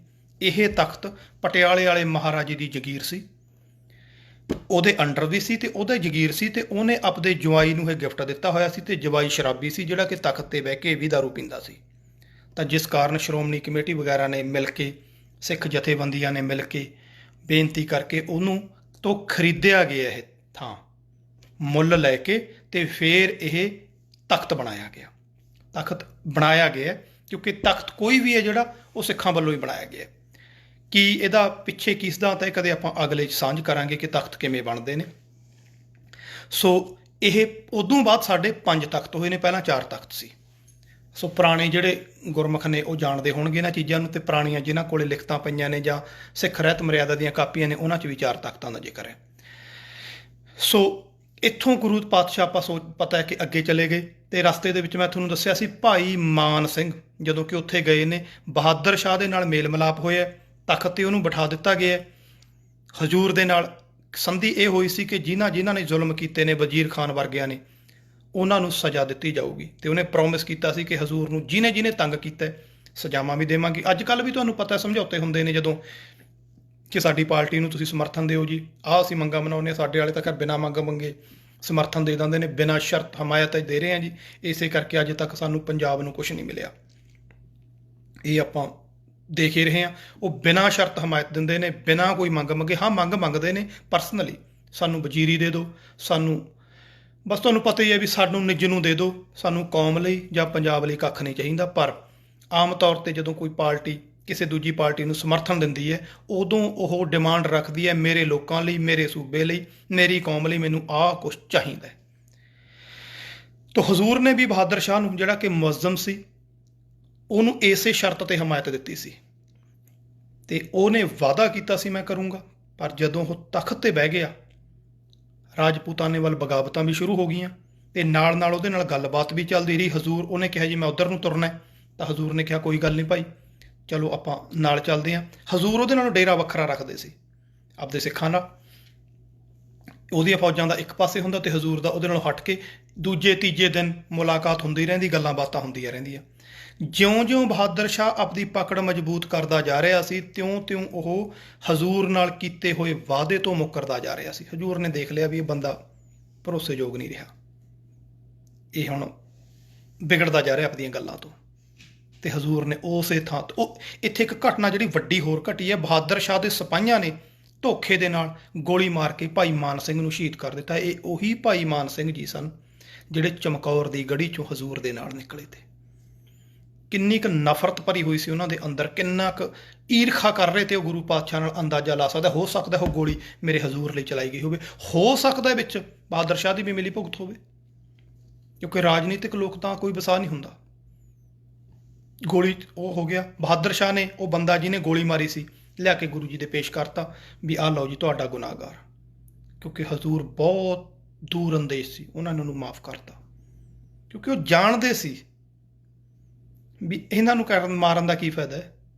ਪਿੱਛੇ ਮਾਸਟਰ ਮਾਈਂਡ ਕੌਣ ਨੇ, ਗੱਲ ਤਾਂ ਉਹਨਾਂ ਦੀ ਹੈ। ਮਾਸਟਰ ਮਾਈਂਡ ਕੌਣ ਹੈ ਦੇਖਣਾ ਤਾਂ ਉਹ ਪਊਗਾ ਨਾ। ਤੁਸੀਂ ਇੱਕ ਚੀਜ਼ ਦੀ ਨਿਗਾਹ ਮਾਰਿਓ, ਮੇਰੀ ਗੱਲ ਕਈਆਂ ਨੂੰ ਚੁਭੂਗੀ। 6ਵੇਂ ਗੁਰਦੇਵ ਪਾਤਸ਼ਾਹ ਦੇ ਵੇਲੇ ਜਹਾਂਗੀਰ ਨੇ ਆ ਕੇ ਜਦੋਂ ਕਿਹਾ ਮਹਾਰਾਜ ਵੀ ਮੈਂ ਤਾਂ ਸ਼ਹੀਦ ਨਹੀਂ ਕੀਤਾ, ਚੰਦੂ ਨੇ ਕੀਤਾ, ਆਹ ਫੜੋ ਚੰਦੂ ਨੂੰ। ਮੈਂ ਨਹੀਂ ਕਹਿੰਦਾ ਕਿ ਉਹ ਦੋਸ਼ ਮੁਕਤ ਸੀ, ਦੋਸ਼ੀ ਸੀ। ਜਿਵੇਂ ਇਹ ਬੰਦਾ ਵੀ ਗੋਲੀ ਚਲਾਉਣ ਵਾਲਾ ਦੋਸ਼ੀ ਸੀ ਜਿਹਨੇ ਆ ਗੋਲੀ ਚਲਾਈ ਹੈ, ਉੱਥੇ ਚੰਦੂ ਵੀ ਦੋਸ਼ੀ ਸੀ। ਪਰ ਮੇਰੇ 6ਵੇਂ ਪਾਤਸ਼ਾਹ ਨੇ ਉਹਨੂੰ ਕਹਿ ਦਿੱਤਾ ਕਿ ਕੋਈ ਗੱਲ ਨਹੀਂ ਭਾਈ, ਮਾਫ਼ ਕਰ ਦਿਓ, ਕੋਈ ਅਸੀਂ ਇਹਨੂੰ ਕੋਈ ਸਜ਼ਾ ਨਹੀਂ ਦੇਣੀ ਚਾਹੁੰਦੀ। ਇਹ ਵੱਖਰੀ ਗੱਲ ਹੈ ਕਿ ਸਿੱਖਾਂ ਦਾ ਗੁੱਸਾ ਕੰਟਰੋਲ ਨਹੀਂ ਹੋਇਆ, ਸਿੱਖਾਂ ਦੇ ਜਜ਼ਬੇ ਕੰਟਰੋਲ ਨਹੀਂ ਹੋਏ, ਸਿੱਖਾਂ ਨੇ ਉਹਨੂੰ ਸਜ਼ਾ ਦਿੱਤੀ। ਪਰ ਹਜ਼ੂਰ ਜਾਣਦੇ ਸੀ ਕਿ ਦੋਸ਼ੀ ਇਹ ਨਹੀਂ, ਦੋਸ਼ੀ ਤਾਂ ਤੂੰ ਹੈ ਜਹਾਂਗੀਰ, ਦੋਸ਼ੀ ਵੱਡਾ ਉਹ ਹੈ। ਸੋ ਇਹ ਗੱਲਾਂ ਇੱਥੇ ਸੋਚਣ ਵਾਲੀਆਂ ਨੇ, ਇਹ ਗੱਲਾਂ ਦਾ ਧਿਆਨ ਦੇਣਾ ਬਣਦਾ ਹੈ। ਹਜ਼ੂਰ ਕਿਸ ਲੈਵਲ ਤੇ ਸੋਚ ਰਹੇ ਨੇ ਤੇ ਸਾਡਾ ਲੈਵਲ ਕੀ ਹੈ। ਤੇ ਇਸੇ ਲਈ ਅਸੀਂ ਉਹਨਾਂ ਦੇ ਲੈਵਲ ਤੱਕ ਪਹੁੰਚਣ ਦੀ ਥਾਂ ਤੇ ਕਈ ਵਾਰੀ ਇਹੀ ਕਹਿ ਦਿੰਦੇ ਵੀ ਉਹ ਤਾਂ ਜਾਂ ਤਾਂ ਉਹਨਾਂ ਨੂੰ ਬਹੁਤ ਤਹਾਂ ਚੜ੍ਹਦਾ ਨੇ ਵੀ ਗੁਰਦੇਵ ਪਾਤਸ਼ਾਹ ਤਾਂ ਜੀ ਅਕਾਲ ਪੁਰਖ ਤੇ ਜੀ, ਰੱਬ ਤੇ ਉਹ ਤਾਂ, ਜਾਂ ਉਹਨਾਂ ਨੂੰ ਆਪਦੇ ਲੈਵਲ ਤੇ ਲੈ ਆਉਂਦੇ ਆ ਕਿ ਆਮ ਬੰਦੇ ਤੇ। ਉਹ ਅਸਲ ਦੇ ਵਿੱਚ ਬਹੁਤ ਜੀਨੀਅਸ ਮਹਾਂਪੁਰਖ, ਇਹ ਲਫ਼ਜ਼ ਬਾਬਾ ਬੰਦਾ ਸਿੰਘ ਜੀ, ਹੁਣ ਆਪਾਂ ਉੱਧਰ ਤੁਰਦੇ ਹਾਂ ਕਿਉਂਕਿ ਅਸਲੀ ਜਿਹੜਾ ਹੁਣ ਸਾਡਾ ਤੁਰਨਾ ਗਾਥਾ ਉਹ ਇਹ ਹੈ ਕਿ ਸਿੱਖ ਰਾਜ ਬਣਿਆ ਕਿਵੇਂ ਹੈ। ਅਸਲੀ ਜਿਹੜੀ ਘਟਨਾ ਹੁਣ ਇੱਥੋਂ ਘਟਨੀਆਂ ਸ਼ੁਰੂ ਹੋਣੀਆਂ ਹੈ। ਇੱਥੇ ਵੀ ਮੈਂ ਤੁਹਾਨੂੰ ਪਹਿਲਾਂ ਵੀ ਜ਼ਿਕਰ ਕਰ ਚੁੱਕਿਆ ਸੀ ਕਿ ਇੱਕ ਮੈਂ ਤੁਹਾਡੇ ਨਾਲ ਸਾਂਝ ਕਰਨੀ ਹੈ ਜਿਹੜੀ ਸ਼ਾਇਦ ਬਹੁਤਿਆਂ ਦੇ ਹਜਮ ਨਾ ਹੋਵੇ। ਇਸ ਥਾਂ ਤੋਂ ਜਦੋਂ ਮਹਾਰਾਜ ਵਾਪਸ ਮੁੜੇ ਆਏ ਬਹਾਦਰ ਸ਼ਾਹ ਤੋਂ ਆ ਗਏ ਕਿ ਭਾਈ ਠੀਕ ਹੈ, ਹੁਣ ਇਸੇ ਥਾਂ ਦੇ ਉੱਤੇ ਫਿਰ ਇੱਕ ਡੇਰਾ ਸੀ ਜਿੱਥੇ ਹਜ਼ੂਰ ਗਏ ਨੇ, ਉੱਥੇ ਵਿਸ਼ਰਾਮ ਕੀਤਾ, ਲੰਮਾ ਸਮਾਂ ਰਹੇ। ਇੱਥੋਂ ਉਹਨਾਂ ਨੂੰ ਕਹਿੰਦੇ ਨੇ ਇੱਕ ਫਕੀਰ ਮਿਲਿਆ, ਸਾਧ ਮਿਲਿਆ, ਤਿਆਗੀ ਬੈਰਾਗੀ, ਜਿਹਨੂੰ ਮਾਧੋ ਦਾਸ ਕਿਹਾ ਜਾਂਦਾ ਹੈ। ਉਹਨੂੰ ਕੌਮ ਦੀ ਜ਼ਿੰਮੇਵਾਰੀ ਦਿੱਤੀ ਹੈ। ਹੁਣ ਮੈਂ ਇੱਕ ਗੱਲ ਦਾ ਤੁਹਾਨੂੰ ਸਵਾਲ ਕਰਦਾ, ਵੈਸੇ ਤਾਂ ਅੱਜ ਕੱਲ੍ਹ ਸਮੇਂ ਦੇ ਵਿੱਚ ਬਹੁਤ ਸਾਰੇ ਇਤਿਹਾਸਕਾਰ ਇਸ ਪਾਸੇ ਨਿਕਲ ਚੱਲੇ ਨੇ। ਦੁਨੀਆ ਦੇ ਵਿੱਚ ਇੱਕੋ ਇੱਕ ਇਹੋ ਜਿਹਾ ਯੋਧਾ ਜਰਨੈਲ ਹੋਇਆ ਬਾਬਾ ਬੰਦਾ ਸਿੰਘ ਬਹਾਦਰ, ਜਿਹਨੂੰ ਜੋ ਸਨਮਾਨ ਤੇ ਮਾਣ ਦੇਣਾ ਚਾਹੀਦਾ ਸੀ ਉਹ ਦਿੱਤਾ ਹੀ ਨਹੀਂ ਗਿਆ, ਜਿਸ ਦਾ ਉਹ ਹੱਕਦਾਰ ਸੀ। ਜੋ ਉਹਨੇ ਕਾਰਜ ਕੀਤੇ, ਜੋ ਇੰਨੇ ਘੱਟ ਸਮੇਂ ਦੇ ਵਿੱਚ ਜੋ ਪੂਰ ਨੇ ਉਹ ਬੰਦਾ ਪਾ ਗਿਆ, ਸਾਡੇ ਵਾਲਿਆਂ ਨੇ ਨਕਾਰਤਾ ਉਹਨੂੰ। ਸਾਡੇ ਵਾਲਿਆਂ ਨੇ ਉਹ ਸਨਮਾਨ ਤਾਂ ਕੀ ਦੇਣਾ ਸੀ, ਬਲਕਿ ਉਹਦੀ ਬੇਇੱਜ਼ਤੀ, ਇਨਸਲਟ ਕਰਨ ਦੇ ਪਾਸੇ ਤੁਰ ਪਏ। ਇਹੋ ਜਿਹਾ ਬੰਦਾ ਦੁਨੀਆ ਦੇ ਇਤਿਹਾਸ 'ਚੋਂ ਲੱਭ ਕੇ ਦਿਖਾ ਦਿਓ ਮੈਨੂੰ। ਹੁਣ ਇਹ ਦੱਸੋ ਕਿ ਕੀ 200, ਹੁਣ ਕਈ ਬੰਦੇ ਕਹਿੰਦੇ ਨੇ ਜੀ ਬਾਬਾ ਬੰਦਾ ਸਿੰਘ ਬਹਾਦਰ ਉੱਥੇ ਗੁਰੂ ਪਾਤਸ਼ਾਹ ਨੂੰ ਮਿਲਿਆ, ਕੁਛ ਕੁ ਦਿਨ ਗੁਰੂ ਪਾਤਸ਼ਾਹ ਨੇ ਉਹਨੂੰ ਸਿੱਖਿਆ ਦਿੱਤੀ ਤੇ ਇੱਧਰ ਨੂੰ ਤੋਰਤਾ। ਕੀ ਗੁਰੂ ਪਾਤਸ਼ਾਹ ਇੱਕ ਨਵੇਂ ਬੰਦੇ ਤੇ ਐਡੀ ਬੜੀ ਜ਼ਿੰਮੇਵਾਰੀ ਦੇ ਕੇ ਭਰੋਸਾ ਕਰ ਸਕਦੇ ਤੇ? ਕਰ ਸਕਦੇ ਤੇ ਉਹ ਯਕੀਨ? ਐਡਾ ਵੱਡਾ ਕੀ 239 ਸਾਲਾਂ ਦੇ ਵਿੱਚ ਗੁਰੂ ਨਾਨਕ ਦੀ ਗੱਦੀ ਇੱਕ ਵੀ ਭਰੋਸੇਯੋਗ ਸਿੱਖ ਨਹੀਂ ਪੈਦਾ ਕਰ ਸਕੀ ਸੀ? ਫਿਰ ਕਾਰਨ ਕੀ ਸੀ?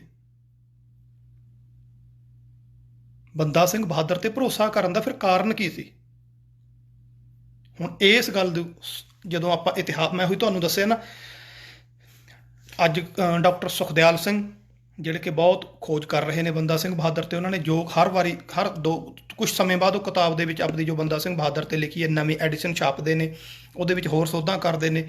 ਡਾਕਟਰ ਹਰਚੰਦ ਸਿੰਘ ਸਰਹੰਦੀ ਜਿਨ੍ਹਾਂ ਨੇ ਬੰਦਾ ਸਿੰਘ ਬਹਾਦਰ ਤੇ ਕਾਫੀ ਖੋਜ ਕੀਤੀ ਹੈ, ਉਹਨਾਂ ਨੂੰ ਸ਼੍ਰੋਮਣੀ ਕਮੇਟੀ ਵੱਲੋਂ ਬੰਦਾ ਸਿੰਘ ਬਹਾਦਰ ਦੇ ਅਵਾਰਡ ਨਾਲ ਵੀ ਸਨਮਾਨਿਤ ਕੀਤਾ ਗਿਆ, ਬੈਰਾਗੀ ਸਭਾ ਵੱਲੋਂ ਵੀ ਸਨਮਾਨਿਤ ਕੀਤਾ ਗਿਆ।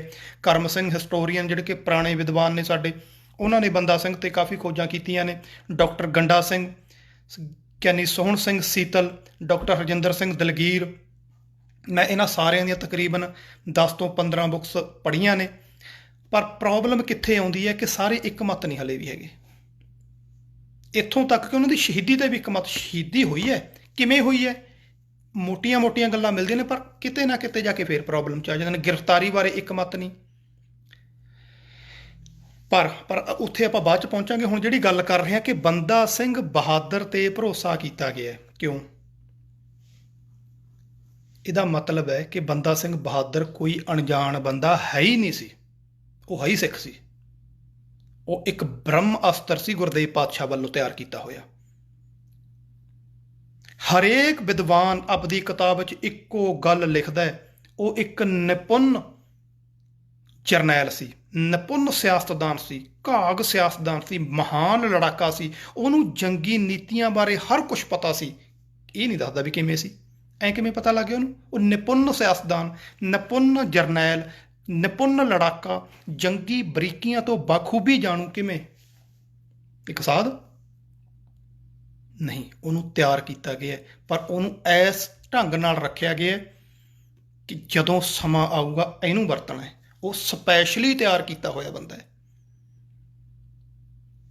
ਇਤਿਹਾਸ ਵਿੱਚ ਜ਼ਿਕਰ, ਮੈਂ ਤੁਹਾਨੂੰ ਯਾਦ ਹੋਣਾ, ਇੱਕ ਜਦੋਂ ਜ਼ਿਕਰ ਕੀਤਾ ਸੀ ਕਿ ਦਸ਼ਮੇਸ਼ ਪਿਤਾ ਜੀ ਦੇ ਤੀਰਾਂ ਦਾ ਮੁਕਾਬਲਾ ਕੋਈ ਨਹੀਂ ਕਰ ਸਕਿਆ ਸੀ। ਉਹਨਾਂ ਦੇ ਤੀਰਾਂ ਦੀ ਜਿਹੜੀ ਦੂਰੀ ਤੀ, ਮੀਲਾਂ ਦੇ ਹਿਸਾਬ ਨਾਲ ਤੀਰ ਜਾਂਦੇ ਤੇ ਉਹਨਾਂ ਦੇ ਨੇੜੇ ਤੇੜੇ ਵੀ ਤੀਰ ਨਹੀਂ ਸੀ ਕੋਈ ਪਹੁੰਚਾ ਸਕਦਾ। ਮੈਂ ਤੁਹਾਨੂੰ ਦੱਸਿਆ ਸੀ ਨਾ ਵੀ ਇੱਕ ਬੰਦੇ ਨੇ ਉਹਨਾਂ ਦੇ ਤੀਰਾਂ ਦਾ ਮੁਕਾਬਲਾ ਜਾਂ ਨੇੜਤਾ ਹਾਸਲ ਕੀਤੀ ਤੀ, ਉਹ ਆ ਸੀ ਗਿਆਨੀ ਗਿਆਨ ਸਿੰਘ। ਤੇ ਪੰਥ ਰਤਨ ਮੇ ਵੀ ਪੰਥ ਰਤਨ ਚ ਹੈ ਜਾਂ ਉਹ ਚ ਹੈ, ਗਿਆਨੀ ਗਿਆਨ ਸਿੰਘ ਜੀ ਨੇ ਲਿਖਿਆ ਜਾਂ ਦੂਸਰੇ ਵਿਦਵਾਨ ਨੇ, ਮੇਰੇ ਨਾਮ ਭੁੱਲ ਗਿਆ ਉਹਨਾਂ ਦਾ, ਉਹਨੇ ਲਿਖਿਆ ਜਾਂ ਪ੍ਰਾਚੀਨ ਪੰਥ ਪ੍ਰਕਾਸ਼ੀ ਹੈ ਸ਼ਾਇਦ, ਕਿ ਇੱਕ ਵਾਰੀ ਗੁਰੂ ਪਾਤਸ਼ਾਹ ਨੂੰ ਮਿਲਣ ਲਈ ਇੱਕ ਸਾਧਾਂ ਦਾ ਟੋਲਾ ਆਇਆ। ਉਸ ਸਾਧਾਂ ਦੇ ਟੋਲੇ ਦਾ ਜਿਹੜਾ ਮੁਖੀ ਸੀ ਉਹ ਮੋਦਨ ਦਾਸ ਸੀ। ਮਾਧੋ ਦਾਸ ਤੋਂ ਥੋੜ੍ਹਾ ਜਿਹਾ ਨਾਮ ਚੇਂਜ ਹੋਇਆ ਮੋਦਨ ਦਾਸ, ਜਾਂ ਤਾਂ ਉਤਾਰਿਆਂ 'ਚ ਜਾਂ ਲਿਖਤ 'ਚ ਪ੍ਰੋਬਲਮ ਹੈ। ਮੋਦਨ ਦਾਸ ਉਹਨਾਂ ਦਾ ਅੱਗੋਂ ਸੀ। ਕਹਿੰਦਾ ਗੁਰੂ ਪਾਤਸ਼ਾਹ ਜੀ ਦੇ ਤੀਰਾਂ ਦੇ ਨਾਲ ਜਦੋਂ ਮੁਕਾਬਲਾ ਕੀਤਾ, ਜਾਣੀ ਕਿ ਆਪਾਂ ਕਹਿੰਦੇ ਅਭਿਆਸ ਕਰਦੇ ਸੀ, ਜੰਗੀ ਕਰਤੱਵ ਕਰਦੇ ਸੀ, ਸ਼ਿਕਾਰ ਖੇਡਣ ਜਾਂਦੇ ਤੇ ਤੀਰ ਅੰਦਾਜ਼ੀ ਕਰਦੇ ਸੀ, ਪ੍ਰੈਕਟਿਸ ਜਿਹਨੂੰ ਆਪਾਂ ਕਹਿ ਦਿੰਦੇ ਅੱਜ ਕੱਲ੍ਹ ਵੀ ਜਿਹੜਾ ਵੀ ਖਿਡਾਰੀ ਹੈ ਕੋਈ ਉਹ ਪ੍ਰੈਕਟਿਸ ਕਰਦਾ। ਤੇ ਜਦੋਂ ਤੀਰ ਅੰਦਾਜ਼ੀ ਕੀਤੀ ਗਈ ਤਾਂ ਮੋਦਨ ਦਾਸ ਦੇ ਤੀਰਾਂ ਨੇ ਗੁਰੂ ਪਾਤਸ਼ਾਹ ਜੀ ਦੇ ਤੀਰਾਂ ਦੀ ਨੇੜਤਾ ਹਾਸਲ ਕੀਤੀ ਹੈ। ਤੇ ਇੱਥੇ ਇਹ ਨਾ ਸੋਚਿਓ ਕਿ ਆਪਾਂ ਇਹ ਸੋਚੀਏ ਵੀ ਗੁਰੂ ਜੀ ਦੇ ਤੀਰਾਂ ਦੀ ਬਰਾਬਰੀ।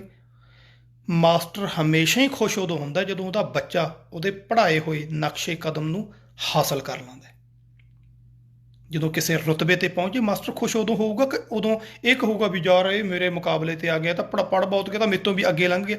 ਜੇ ਕੋਈ ਮਾਸਟਰ ਦਾ ਪੜ੍ਹਾਇਆ IAS PCS ਬਣਦਾ ਤਾਂ ਜਿੰਨੀ ਖੁਸ਼ੀ ਮਾਸਟਰ ਨੂੰ ਹੁੰਦੀ ਹੈ ਸ਼ਾਇਦ ਪੇਰੈਂਟਸ ਨੂੰ ਨਾ ਹੁੰਦੀ ਹੋਵੇ ਕਿ ਮੇਰਾ ਤਿਆਰ ਕਰਿਆ ਹੋਇਆ ਇਹ। ਤੇ ਦਸ਼ਮੇਸ਼ ਪਿਤਾ ਉਦੋਂ ਹੀ ਖੁਸ਼ ਹੁੰਦੇ ਤੇ ਇਤਿਹਾਸ ਦੇ ਵਿੱਚ ਮੈਂ ਤੁਹਾਨੂੰ ਦੱਸਿਆ ਵੀ ਹਲੇ ਬਹੁਤ ਵੱਡੀ ਖੋਜ ਦੀ ਲੋੜ ਪਈ ਹੈ ਬੰਦਾ ਸਿੰਘ ਕੀ ਸਾਰੇ ਪਾਸੇ ਹੀ ਕਰਨ ਤੇ।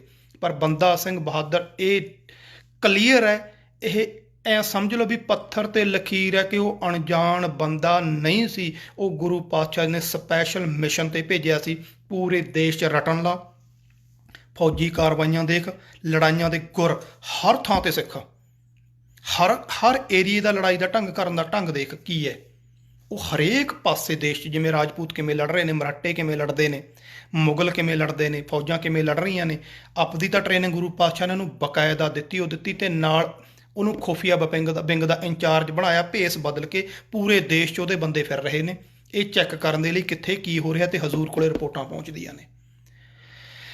ਦਿੱਲੀ ਦੇ ਵਿੱਚ ਵੀ ਹੁਣ ਇਹ ਵੀ ਇੱਕ ਵੱਡੀ ਬੁਝਾਰਤ ਬਣੀ ਹੋਈ ਹੈ ਕਿਉਂਕਿ ਔਰੰਗਜ਼ੇਬ ਤਾਂ ਬਾਅਦ 'ਚ ਮਰਦਾ, ਹਜ਼ੂਰ ਪਹਿਲਾਂ ਹੀ ਦਿੱਲੀ ਤੁਰੇ ਜਾ ਰਹੇ ਨੇ। ਇਹ ਹਾਲੇ ਤੱਕ ਬੁਝਾਰਤ ਹੈ ਵੀ ਉੱਧਰ ਹਜ਼ੂਰ ਗਏ ਕੀ ਕਰਨੇ। ਇਸ ਪਾਸੇ ਹਾਲੇ ਤੱਕ ਸਾਡੇ ਇਤਿਹਾਸਕਾਰਾਂ ਦਾ ਕੋਈ ਧਿਆਨ ਨਹੀਂ ਵੀ ਉੱਧਰ ਕਿਉਂ ਗਏ ਨੇ। ਔਰ ਵਾਪਸ ਆਉਣ ਦੇ ਲਈ ਉਹਨਾਂ ਨੇ ਹੁਕਮਨਾਮੇ ਵੀ ਜਾਰੀ ਕੀਤੇ ਹੋਏ ਨੇ। ਪੰਜਾਬ ਦੀ ਸੰਗਤ ਦੇ ਨਾਮ ਉਹ ਹੁਕਮਨਾਮੇ ਮੌਜੂਦ ਨੇ ਕਿ ਮੈਂ ਜਲਦੀ ਉਹ ਵਾਪਸ ਆ ਰਿਹਾ। ਔਰ ਬੰਦਾ ਸਿੰਘ ਬਹਾਦਰ ਨੂੰ ਵੀ ਜਦੋਂ ਭੇਜਿਆ ਉਦੋਂ ਵੀ ਇਹੀ ਕਿਹਾ ਕਿ ਤੂੰ ਚੱਲ, ਮੈਂ ਤੇਰੇ ਪਿੱਛੇ ਹੀ ਆਉਣਾ। ਸੋ ਇਹ ਹਾਲੇ ਤੱਕ ਅਸੀਂ ਉਸ ਯੋਧਾ, ਉਹ ਯੋਧਾ ਜਿਹਨੇ ਪੰਜਾਬ ਦੀ ਧਰਤੀ ਦਾ ਨਕਸ਼ਾ ਬਦਲ ਕੇ ਰੱਖਤਾ, ਜਿਹਨੇ ਸਦੀਆਂ ਤੋਂ, ਦਿਨਾਂ, ਮਹੀਨਿਆਂ, ਸਾਲਾਂ ਤੋਂ ਨਹੀਂ ਤੇ ਨਾ ਦਹਾਕਿਆਂ ਤੋਂ, ਸਦੀਆਂ ਤੋਂ ਉਹ ਮੁਗਲ ਹਕੂਮਤ ਜਿਹੜੀ ਅਜਿੱਤ ਸਮਝੀ ਜਾਂਦੀ ਸੀ ਵੀ ਇਹਨਾਂ ਨੂੰ ਨਹੀਂ, ਨਾ ਜੀ ਕੋਈ ਹਰਾ ਹੀ ਨਹੀਂ ਸਕਦਾ, ਇਹ ਅਜਿੱਤ ਨੇ, ਖੁਦਾ ਵੱਲੋਂ ਇਹਨਾਂ ਨੂੰ ਰਾਜ ਕਰਨ ਦੇ ਲਈ ਭੇਜਿਆ ਗਿਆ। ਉਹਨਾਂ ਦੇ ਹਰ ਜ਼ੁਲਮ ਨੂੰ ਖਿੜੇ ਮੱਥੇ ਸਹਿਣ ਲੱਗ ਗਏ ਤੇ ਵੀ ਇਹ ਤਾਂ ਜੀ ਲਿਖੇ ਹੋਇਆ ਕਰਮਾਂ 'ਚ। ਉਸ ਮੁਗਲ ਹਕੂਮਤ ਨੂੰ ਢਹਿ ਢੇਰੀ ਕਰਤਾ। ਜਿੱਧਰ ਨੂੰ ਨਿਗਾਹ ਕਰਦਾ ਸੀ ਤੂਫਾਨ ਬਣ ਕੇ ਕੱਖਾਂ ਕਾਨਿਆਂ ਵਾਂਗੂ ਉੱਡਦੇ ਤੇ ਉਹਦੇ ਸਾਹਮਣੇ। ਉਹਦੀ ਇੰਨੀ ਦਹਿਸ਼ਤ ਪੈ ਗਈ ਸੀ, ਜਿਵੇਂ ਅਸੀਂ ਹਰੀ ਸਿੰਘ ਬਾਰੇ ਤਾਂ ਸੁਣਦੇ ਨਾ, ਹਰੀਆ ਰਾਂਗਲੇ, ਬੰਦਾ ਸਿੰਘ ਦਾ ਸੇਮ ਸੀ ਬੰਦਾ ਆਇਆ।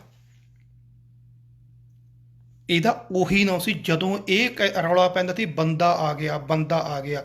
ਹਰੀ ਸਿੰਘ ਨਾਲੋਂ ਵੱਧ ਦਹਿਸ਼ਤ ਸੀ, ਇਹਨੂੰ ਦੇਖ ਕੇ ਪ੍ਰਾਣ ਖੁਸ਼ਕ ਹੋ ਜਾਂਦੇ ਤੇ ਦੁਸ਼ਮਣਾਂ ਦੇ। ਲਾਸਟ ਟਾਈਮ ਜਦੋਂ ਗ੍ਰਿਫਤਾਰ ਹੋਇਆ ਉਦੋਂ ਦਿਸਦੀ ਹੈ ਇਹਦੀ ਦਹਿਸ਼ਤ। ਉਹ ਆਪਾਂ ਅੱਗੇ ਜਾ ਕੇ ਸਾਂਝ ਕਰਾਂਗੇ ਕਿਉਂਕਿ ਹੁਣ ਫਿਰ ਉਸ ਵੇਲੇ ਸਮਾਂ ਨਹੀਂ ਲੱਗਣਾ ਜਾਂ ਹੁਣ ਗਲਤ ਟਾਈਮ 'ਤੇ ਸਮਾਂ ਲੱਗ ਜੂ।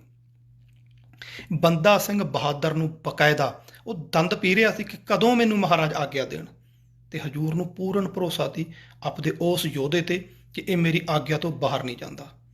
ਤੇ ਗਿਆ ਵੀ ਨਹੀਂ ਕਿਤੇ ਵੀ। ਇੰਨਾ ਕੁ ਵੀ ਦਿਖਾ ਦਿਓ ਨਾ ਤਾਂ ਪਹਿਲਾਂ ਜਿੰਨਾ ਚਿਰ ਹਜ਼ੂਰ ਨੇ ਬੁਲਾਇਆ ਨਹੀਂ ਕਿਸੇ ਲੜਾਈ 'ਚ ਉਹਨੇ ਸਾਹਮਣੇ ਨਹੀਂ ਆਇਆ। ਇਹ ਹੋ ਸਕਦਾ ਕਿ ਪਿੱਛੇ ਰਹਿ ਕੇ ਕਿਸੇ ਵੀ ਲੜਾਈ ਵਿੱਚ ਗੁਰੂ ਪਾਤਸ਼ਾਹ ਨੇ ਉਹਨੂੰ ਟ੍ਰੇਨਿੰਗ ਦਿੱਤੀ ਹੋਵੇ ਕਿ ਪਿੱਛੇ ਰਹਿ ਕੇ ਦੇਖ ਕਿਵੇਂ ਲੜਨਾ ਤੇ ਕਿਵੇਂ ਲੜਾਉਣਾ ਹੈ। ਸਾਹਮਣੇ ਨਹੀਂ, ਰੰਗਮੰਚ 'ਤੇ ਨਹੀਂ ਆਉਣ ਦਿੱਤਾ ਕਿਉਂਕਿ ਸਮਾਂ ਉਡੀਕ ਰਹੇ ਤੇ ਪਾਤਸ਼ਾਹ ਕਿ ਕਦੋਂ ਕਿਹੜਾ ਹਥਿਆਰ ਕਿੱਥੇ ਵਰਤਣਾ ਇਹ ਹਜ਼ੂਰ ਚੰਗੀ ਤਰ੍ਹਾਂ ਜਾਣਦੇ ਤੇ। ਤੇ ਹਜ਼ੂਰ ਨੇ ਉੱਥੇ ਜਦੋਂ ਪਹੁੰਚ ਗਏ ਤੇ ਬੰਦਾ ਸਿੰਘ ਬਹਾਦਰ ਕੋਲੇ ਖਬਰਾਂ ਤਾਂ ਪਹਿਲਾਂ ਵੀ ਪਹੁੰਚੀਆਂ ਹੋਈਆਂ ਸੀ ਕਈ ਕਿਉਂਕਿ ਇਹ ਤਾਂ ਹੈ ਨਹੀਂ ਕਿ ਉਹ 2-4 ਮਹੀਨਿਆਂ ਬਾਅਦ ਗੁਰੂ ਜੀ ਨੂੰ ਮਿਲੇ ਆਊ ਜਾ ਕੇ, ਉਦੋਂ ਕਿਹੜਾ ਕੋਈ ਸਾਧਨ ਤੇ ਸਾਲਾਂ ਦੇ ਸਾਲ ਲੱਗ ਜਾਂਦੇ, ਆਪਦੇ ਬੰਦਿਆਂ ਰਾਹੀਂ ਸੁਨੇਹੇ ਪਹੁੰਚਦੇ ਕਰਦੇ ਤੇ ਜਦੋਂ ਹਜ਼ੂਰ ਉਹਦੇ ਡੇਰੇ ਤੇ ਆਏ ਵੀ ਨੇ, ਉੱਥੇ ਵੀ ਉਹਨੇ ਇੱਕ ਕੁਐਸਚਨ ਤਾਂ ਸਾਰਿਆਂ ਦਾ ਸੇਮ ਲਿਖੇ ਹੋਏ ਡਾਇਲੌਗ ਨੇ, ਸੇਮ ਜਿੰਨੇ ਇਤਿਹਾਸਕਾਰਾਂ ਦੇ ਤੁਸੀਂ ਪੜ੍ਹੋਗੇ ਸਾਰਿਆਂ ਦੇ ਸੇਮ ਡਾਇਲੌਗ ਨੇ ਜਦੋਂ ਹਜ਼ੂਰ ਉੱਥੇ ਆਏ ਨੇ, ਕਿਉਂਕਿ ਕਈ ਸਾਲਾਂ ਬਾਅਦ ਗਏ। ਚਾਰੇ ਸਾਹਿਬਜ਼ਾਦੇ ਤਾਂ ਨੈਚੁਰਲੀ ਹੈ ਕਿ ਚਿਹਰਾ ਜਿਹੜਾ ਉਹ ਚੇਂਜ ਤਾਂ ਹੋਏ ਜਾਂਦਾ ਹਾਲਾਤਾਂ ਨਾਲ ਤੇ ਉਮਰ ਨਾਲ। ਹੋ ਸਕਦਾ ਜ਼ਖਮ ਵੀ ਹੋ ਗਏ ਹੋਣ, ਕਿਉਂਕਿ ਲੜਾਈਆਂ ਵਿੱਚ ਕਿਹੜਾ ਕੋਈ ਇਹ ਹੈ ਕਿ ਹਜ਼ੂਰ ਨੂੰ ਕੋਈ ਕਦੇ ਜ਼ਖਮ ਜਾਂ ਘਾव ਨਹੀਂ ਆਇਆ ਹੋਊਗਾ। ਤੇ ਜਦੋਂ ਉੱਥੇ ਪਹੁੰਚੇ ਨੇ ਹਜ਼ੂਰ ਤਾਂ ਉਹਨੇ ਉਹ ਜਿਹੜੇ 4 ਕੁ ਡਾਇਲੌਗ ਨੇ ਜਦੋਂ ਪਹੁੰਚੇ, ਹਜ਼ੂਰ ਤੁਸੀਂ ਕੌਣ ਹੋ? ਬੰਦਾ ਸਿੰਘ ਦਾ ਕੁਐਸਚਨ ਹੈ, ਸਾਰੇ ਇਤਿਹਾਸਕਾਰਾਂ ਦਾ ਸੇਮ ਲਿਖਿਆ, ਤੁਸੀਂ ਕੌਣ ਹੋ? ਤਾਂ ਹਜ਼ੂਰ ਨੇ ਇੱਕੋ ਗੱਲ ਕਿਹਾ ਸੀ, ਮੈਂ ਉਹ ਹਾਂ ਜਿਹਨੂੰ ਤੂੰ ਜਾਣਦਾ ਹੈ। ਬੰਦਾ ਸਿੰਘ ਦਾ ਅਗਲਾ ਸਵਾਲ ਸੀ, ਮੈਂ ਕਿਹਨੂੰ ਜਾਣਦਾ? ਕਹਿੰਦੇ ਆਪਦੇ ਅੰਦਰ ਝਾਕ। ਤਾਂ ਉਹਦਾ ਅਗਲਾ ਜਵਾਬ ਸੀ, ਤੁਸੀਂ ਗੁਰੂ ਗੋਬਿੰਦ ਸਿੰਘ ਜੀ ਹੋ। ਬਸ ਇੰਨੀ 3-4 ਅੱਖਰਾਂ 'ਚ ਸਾਰੀ ਗੱਲਬਾਤ ਖਤਮ ਹੋ ਗਈ। ਕਿਵੇਂ ਕਹਿਤਾ ਉਹਨੇ ਤੁਸੀਂ ਗੁਰੂ ਗੋਬਿੰਦ ਸਿੰਘ ਹੋ? ਜੀ ਜਾਣਦਾ ਸੀ ਤਾਂ ਹੀ ਕਿ ਕੁਰੂਕਸ਼ੇਤਰ ਵੀ ਮੁਲਾਕਾਤ ਹੋਈ ਹੈ ਇਹਨਾਂ ਦੀ। ਕੁਰੂਕਸ਼ੇਤਰ ਮੇਲੇ ਤੇ ਹਜ਼ੂਰ ਵੀ ਗਏ ਨੇ ਤੇ ਉਧਰੋਂ ਬੰਦਾ ਸਿੰਘ ਆਇਆ, ਉੱਥੇ ਇਹਨਾਂ ਦੀ ਮੁਲਾਕਾਤ ਹੋਈ ਹੈ, ਉੱਥੇ ਵਿਚਾਰਾਂ ਹੋਈਆਂ ਨੇ। ਸੋ ਇਹ ਗੁਪਤ ਵਿਚਾਰਾਂ ਚੱਲਦੀਆਂ ਰਹੀਆਂ ਨੇ ਔਰ ਉਹਨੂੰ ਸਪੈਸ਼ਲੀ ਤਿਆਰ ਕੀਤਾ ਗਿਆ, ਭਰੋਸਾ ਕੀਤਾ ਉਹਦੇ ਤੇ। ਭਾਈ ਦਇਆ ਸਿੰਘ, ਭਾਈ ਧਰਮ ਸਿੰਘ ਹੋਰੀ ਹਜ਼ੂਰ ਦੇ ਨਾਲ ਨੇ, ਉਹ ਯੋਧੇ ਜਿਹੜੇ ਇੱਕ ਇਸ਼ਾਰੇ ਤੇ ਸਿਰ ਦੇਣ ਨੂੰ ਉੱਠੇ ਤੇ ਹਰ ਜੰਗ ਦੇ ਵਿੱਚ ਹਰ ਥਾਂ ਦੇ ਉੱਤੇ ਪਿੱਠ ਨਹੀਂ ਦਿਖਾਈ ਯੋਧਿਆਂ ਨੇ। ਪਰ ਹਜ਼ੂਰ ਬੰਦਾ ਸਿੰਘ ਦੀ ਕਮਾਂਡ ਦੇ ਥੱਲੇ ਭਾਈ ਦਇਆ ਸਿੰਘ ਨੂੰ ਰੱਖ ਰਹੇ ਨੇ ਕਿ ਜਾਓ ਪੰਜਾਬ। ਔਰ ਭਾਈ ਦਇਆ ਸਿੰਘ ਇਸ ਲਈ ਤੋਰੇ ਨੇ ਕਿਉਂਕਿ ਭਾਈ ਦਇਆ ਸਿੰਘ ਨੂੰ ਦਸ਼ਮੇਸ਼ ਪਿਤਾ ਜੀ ਤੋਂ ਬਾਅਦ ਹਰੇਕ ਸਿੱਖ ਜਾਣਦਾ ਹੈ। ਕੋਈ ਇਹੋ ਜਿਹਾ ਸਿੱਖ ਨਹੀਂ ਜਿਹੜਾ ਭਾਈ ਦਇਆ ਸਿੰਘ ਨੂੰ ਨਾ ਜਾਣਦਾ ਹੋਵੇ ਔਰ ਉਹਨਾਂ ਤੇ ਭਰੋਸਾ ਨਾ ਕਰਦਾ ਹੋਵੇ। ਉਹ ਨਾਲ ਇਸੇ ਲਈ ਤੋਰੇ ਨੇ ਕਿ ਜਾ ਕੇ ਇੱਕ ਵਾਰੀ ਇੰਟਰੋਡਿਊਸ ਕਰਾਇਆ ਇਹਨੂੰ ਕਿ ਆਹ ਸੱਚੀ ਮੁੱਚੀ ਉਹ ਗੁਰੂ ਪਾਤਸ਼ਾਹ ਵੱਲੋਂ ਤੋਰਿਆ ਹੋਇਆ। ਮੈਂ ਇਸ ਗੱਲ ਦਾ ਪ੍ਰਤੱਖ ਗਵਾਹ ਹਾਂ, ਕਿਉਂਕਿ ਉਦੋਂ ਕਿਹੜਾ ਕੋਈ ਹੋਰ ਮੀਡੀਆ ਸੀ। ਇਸ ਲਈ ਇਹ ਗੱਲ ਤੇ ਬਹੁਤ ਧਿਆਨ ਔਰ ਖੋਜ ਦੀ ਲੋੜ ਹੈ ਕਿ ਬੰਦਾ ਸਿੰਘ ਬਹਾਦਰ ਕੌਣ ਸੀ, ਕਿੱਥੋਂ ਆਇਆ, ਔਰ ਦੂਜੀ ਗੱਲ ਹੈ ਕਿੱਥੋਂ ਦਾ ਬੰਦਾ ਸਿੰਘ? ਜੰਮੂ ਕਸ਼ਮੀਰ ਏਰੀਏ ਦਾ ਨਾ। ਔਰ ਜੰਮੂ ਦੇ ਏਰੀਏ ਦੇ ਲੋਕਾਂ ਦੇ ਤਾਂ ਘਰਾਂ ਦੇ ਵਿੱਚ ਇਹ ਹੈ ਹੀ ਨਹੀਂ ਸੀ ਕਿ ਗੁਰੂ ਦੀ ਗੱਲ ਨਾ ਚੱਲਦੀ ਹੋਵੇ, ਕਿਉਂਕਿ ਤਾਜ਼ਾ ਤਾਂ 9ਵੇਂ ਪਾਤਸ਼ਾਹ ਸੀਸ ਦੇ ਕੇ ਹਟੇ ਨੇ। ਘਰ ਘਰ ਦੇ ਅੰਦਰ ਹਰ ਵੇਲੇ ਗੱਲਾਂ ਚੱਲਦੀਆਂ ਨੇ। ਆਹ ਜਿਹਨਾਂ ਦੇ ਵਿੱਚ ਬਸੀਆਂ ਪਈਆਂ ਸੀ ਉਹ ਗੱਲਾਂ ਕਿ ਸਾਡੇ ਲਈ ਹਜ਼ੂਰ ਨੇ ਐਡਾ ਵੱਡੀ ਸ਼ਹਾਦਤ ਕੀਤੀ ਹੈ ਤੇ ਹੁਣ ਉਹਨਾਂ ਦਾ ਬੇਟਾ ਹੈ। ਬੇਸ਼ੱਕ ਉਹ ਡਰਦੇ ਬਾਹਰ ਨਹੀਂ ਨਿਕਲ ਰਹੇ, ਉਹਨਾਂ ਦੇ ਅੰਦਰ ਦਹਿਸ਼ਤ ਬੈਠੀ ਹੋਈ ਹੈ, ਕਮਜ਼ੋਰੀ ਹੈ, ਬੁਜ਼ਦਿਲੀ ਹੈ, ਡਰ ਹੈ, ਪਰ ਜਿਹੜੇ ਨਿਕਲ ਰਹੇ ਨੇ ਉਹ ਸੀਸ ਵੀ ਤਲੀਆਂ ਤੇ ਰੱਖ ਕੇ ਨਿਕਲ ਰਹੇ ਨੇ। ਉਹ ਅੰਮ੍ਰਿਤਧਾਰੀ ਹੋ ਰਹੇ ਨੇ, ਕਿਰਪਾਲ ਦਾਸ ਤੋਂ ਕਿਰਪਾਲ ਸਿੰਘ ਬਣੇ ਨੇ, ਕਿਰਪਾ ਦੱਤ ਤੋਂ ਕਿਰਪਾਲ ਸਿੰਘ ਬਣੇ ਨੇ। ਪੰਡਤ ਸੀ ਭਾਈ ਮਤੀ ਦਾਸ, ਭਾਈ ਸਤੀ ਦਾਸ, ਭਾਈ ਦਿਆਲਾ ਜੀ ਹੋਰੀ ਕੌਣ ਨੇ? ਉੱਥੋਂ ਹੀ ਆਏ ਨੇ, ਉਸੇ ਕੌਮ ਚੋਂ ਆਏ ਨੇ, ਪਰ ਗੁਰੂ ਵਾਲੇ ਸਿੱਖ ਬਣ ਗਏ। ਮੈਂ ਇੱਕ ਗੱਲ ਤੁਸੀਂ ਧਿਆਨ ਕੀਤੀ ਹੋਣੀ ਕਿ ਮੈਂ ਬਹੁਤਾ ਜਾਤ ਦੀ ਗੱਲ ਨਹੀਂ ਕਰਦਾ। ਹੁਣ ਬਾਬਾ ਬੰਦਾ ਸਿੰਘ ਬਹਾਦਰ ਬਾਰੇ ਮੈਂ ਦੱਸ ਦੇਵਾਂ ਕਿਹੜੇ ਘਰਾਣੇ ਚੋਂ ਆ। ਗੁਰੂ ਘਰ ਜਨਮ ਤੁਮਾਰੇ ਹੋਏ, ਪਿਛਲੇ ਜਾਤ ਵਰਨ ਸਭ ਖੋਏ। ਗੱਲ ਖਤਮ। ਜਦੋਂ ਗੁਰੂ ਦਾ ਸਿੱਖ ਬਣ ਗਿਆ ਉਦੋਂ ਸਿਰਫ ਸਿੱਖ ਹੈ। ਮੈਨੂੰ ਕੀ ਲੈਣਾ ਉਹ ਕਿਹੜੇ ਘਰਾਣੇ 'ਚ ਪੈਦਾ ਹੋਇਆ, ਉਦੋਂ ਪਹਿਲਾਂ ਉਹਨੇ ਘਰਾਣੇ 'ਚ ਪੈਦਾ ਹੋ ਕੇ ਕੀ ਖੇਹ ਉਡਾ ਲਈ, ਕਿਹੜੇ ਨੇ ਕੀ ਖੇਹ ਉਡਾਈ ਹੈ, ਇਹ ਆਪਾਂ ਨੂੰ ਸਭ ਨੂੰ ਪਤਾ ਹੈ। ਉਹ ਕਿਹੜੇ ਘਰਾਣੇ 'ਚ ਪੈਦਾ ਹੋਇਆ ਡਜ਼ਨਟ ਮੈਟਰ, ਕੋਈ ਮੈਟਰ ਨਹੀਂ ਕਰਦਾ। ਉਹ ਕਿਹੜੇ ਘਰਾਣੇ 'ਚ ਪੈਦਾ ਹੋਇਆ, ਉਹ ਦਸ਼ਮੇਸ਼ ਦੇ ਘਰਾਣੇ 'ਚ ਜਦੋਂ ਪੈਦਾ ਹੋ ਗਿਆ ਮੈਟਰ ਉਦੋਂ ਕਰਦਾ। ਉਹ ਗੁਰੂ ਦਾ ਬਣ ਗਿਆ। ਤੇ ਇਸੇ ਤਰ੍ਹਾਂ ਬੰਦਾ ਸਿੰਘ ਬਹਾਦਰ ਕਿਹੜੇ ਘਰਾਣੇ 'ਚ ਪੈਦਾ ਹੋਇਆ ਇਹ ਇਤਿਹਾਸਕਾਰਾਂ ਲਈ ਜ਼ਰੂਰੀ ਹੋਊਗਾ, ਮੇਰੇ ਲਈ ਕੋਈ ਜ਼ਰੂਰੀ ਨਹੀਂ। ਉਹ ਜ਼ਰੂਰੀ ਇਹ ਹੈ ਕਿ ਜਦੋਂ ਮੇਰੇ ਗੁਰੂ ਦੇ ਉਹ ਬਣ ਗਿਆ ਤੇ ਉਦੋਂ ਬਾਅਦ ਉਹਨੇ ਕੀ ਕੀਤਾ ਮੈਂ ਤਾਂ ਉਹ ਦੇਖਣਾ। ਉਸ ਘਰਾਣੇ 'ਚ ਤਾਂ ਉਹਦਾ ਬਾਪ ਵੀ ਪੈਦਾ ਹੋਇਆ ਸੀ। ਬੰਦਾ ਸਿੰਘ ਬਹਾਦਰ ਦਾ ਬਾਪ ਵੀ ਉਸੇ ਘਰਾਣੇ 'ਚ ਪੈਦਾ ਹੋਇਆ। ਘਰਾਣੇ 'ਚ ਪੈਦਾ ਹੋ ਕੇ ਉਹਨੇ ਕੀ ਕਰ ਲਿਆ? ਬਾਪ ਦਾ ਨਾਂ ਤੱਕ ਨਹੀਂ ਕੋਈ ਜਾਣਦਾ। ਵੱਡੇ ਵੱਡੇ ਨੈਪੋਲੀਅਨ, ਹਿਟਲਰ ਵਰਗਿਆਂ ਦਾ ਕੌਣ ਬਾਪ ਦਾ ਨਾਮ ਜਾਣਦਾ? ਸਿਰਫ ਉਹੀ ਜਾਣਦੇ ਨੇ ਜਿਹੜੇ ਇਤਿਹਾਸ ਦੇ ਵਿਦਿਆਰਥੀ ਨੇ, ਜਿਨ੍ਹਾਂ ਨੂੰ ਲੋੜ ਪੈਂਦੀ ਹੈ ਜਾਂ ਕਿਤਾਬ ਲਿਖਣੀ ਹੈ ਜਾਂ ਕੁਛ ਹੋਰ ਇੱਦਾਂ ਦਾ। ਸੋ ਆਮ ਸਾਨੇ ਵੀ ਇਹੀ ਦੇਖਣਾ ਸਾਡੇ ਗੁਰੂ ਪਾਤਸ਼ਾਹ ਦੇ ਸਿਧਾਂਤ ਦੇ ਉੱਤੇ ਚੱਲਣ ਵਾਲਾ ਕੌਣ ਹੈ ਤੇ ਉਸ ਸਿਧਾਂਤ ਤੇ ਜਦੋਂ ਪੈਦਾ ਹੋ ਕੇ ਤੁਰ ਪਿਆ ਸੀ ਗੱਲ ਉਦੋਂ ਕਰਨੀ ਹੈ। ਸੋ ਇਸ ਥਾਂ ਦੇ ਉੱਤੋਂ ਫਿਰ ਹਜ਼ੂਰ ਨੇ ਬਾਬਾ ਜੀ ਨੂੰ ਫਿਰ ਸਾਰਾ ਕੁਝ ਸਮਝਾਇਆ ਔਰ ਆਪਣਾ ਇਹ ਵੀ ਸੁਖਦਿਆਲ ਸਿੰਘ ਨੇ ਤਾਂ ਹੁਣ ਅੱਗੇ ਇਹ ਵੀ ਖੋਜ ਕੀਤੀ ਹੈ ਕਿ ਬੰਦਾ ਸਿੰਘ ਬਹਾਦਰ ਫੌਜਾਂ ਦੇ ਵਿੱਚ ਵੀ ਜਰਨੈਲ ਦੇ ਤੌਰ ਤੇ ਔਰੰਗਜ਼ੇਬ ਦੀਆਂ ਜਾਂ ਬਹਾਦਰ ਸ਼ਾਹ ਦੀਆਂ ਫੌਜਾਂ ਦੇ ਵਿੱਚ ਵੀ ਵਿਚਰਦਾ ਰਿਹਾ ਐਜ ਏ ਜਰਨੈਲ ਦੇ ਰੂਪ 'ਚ।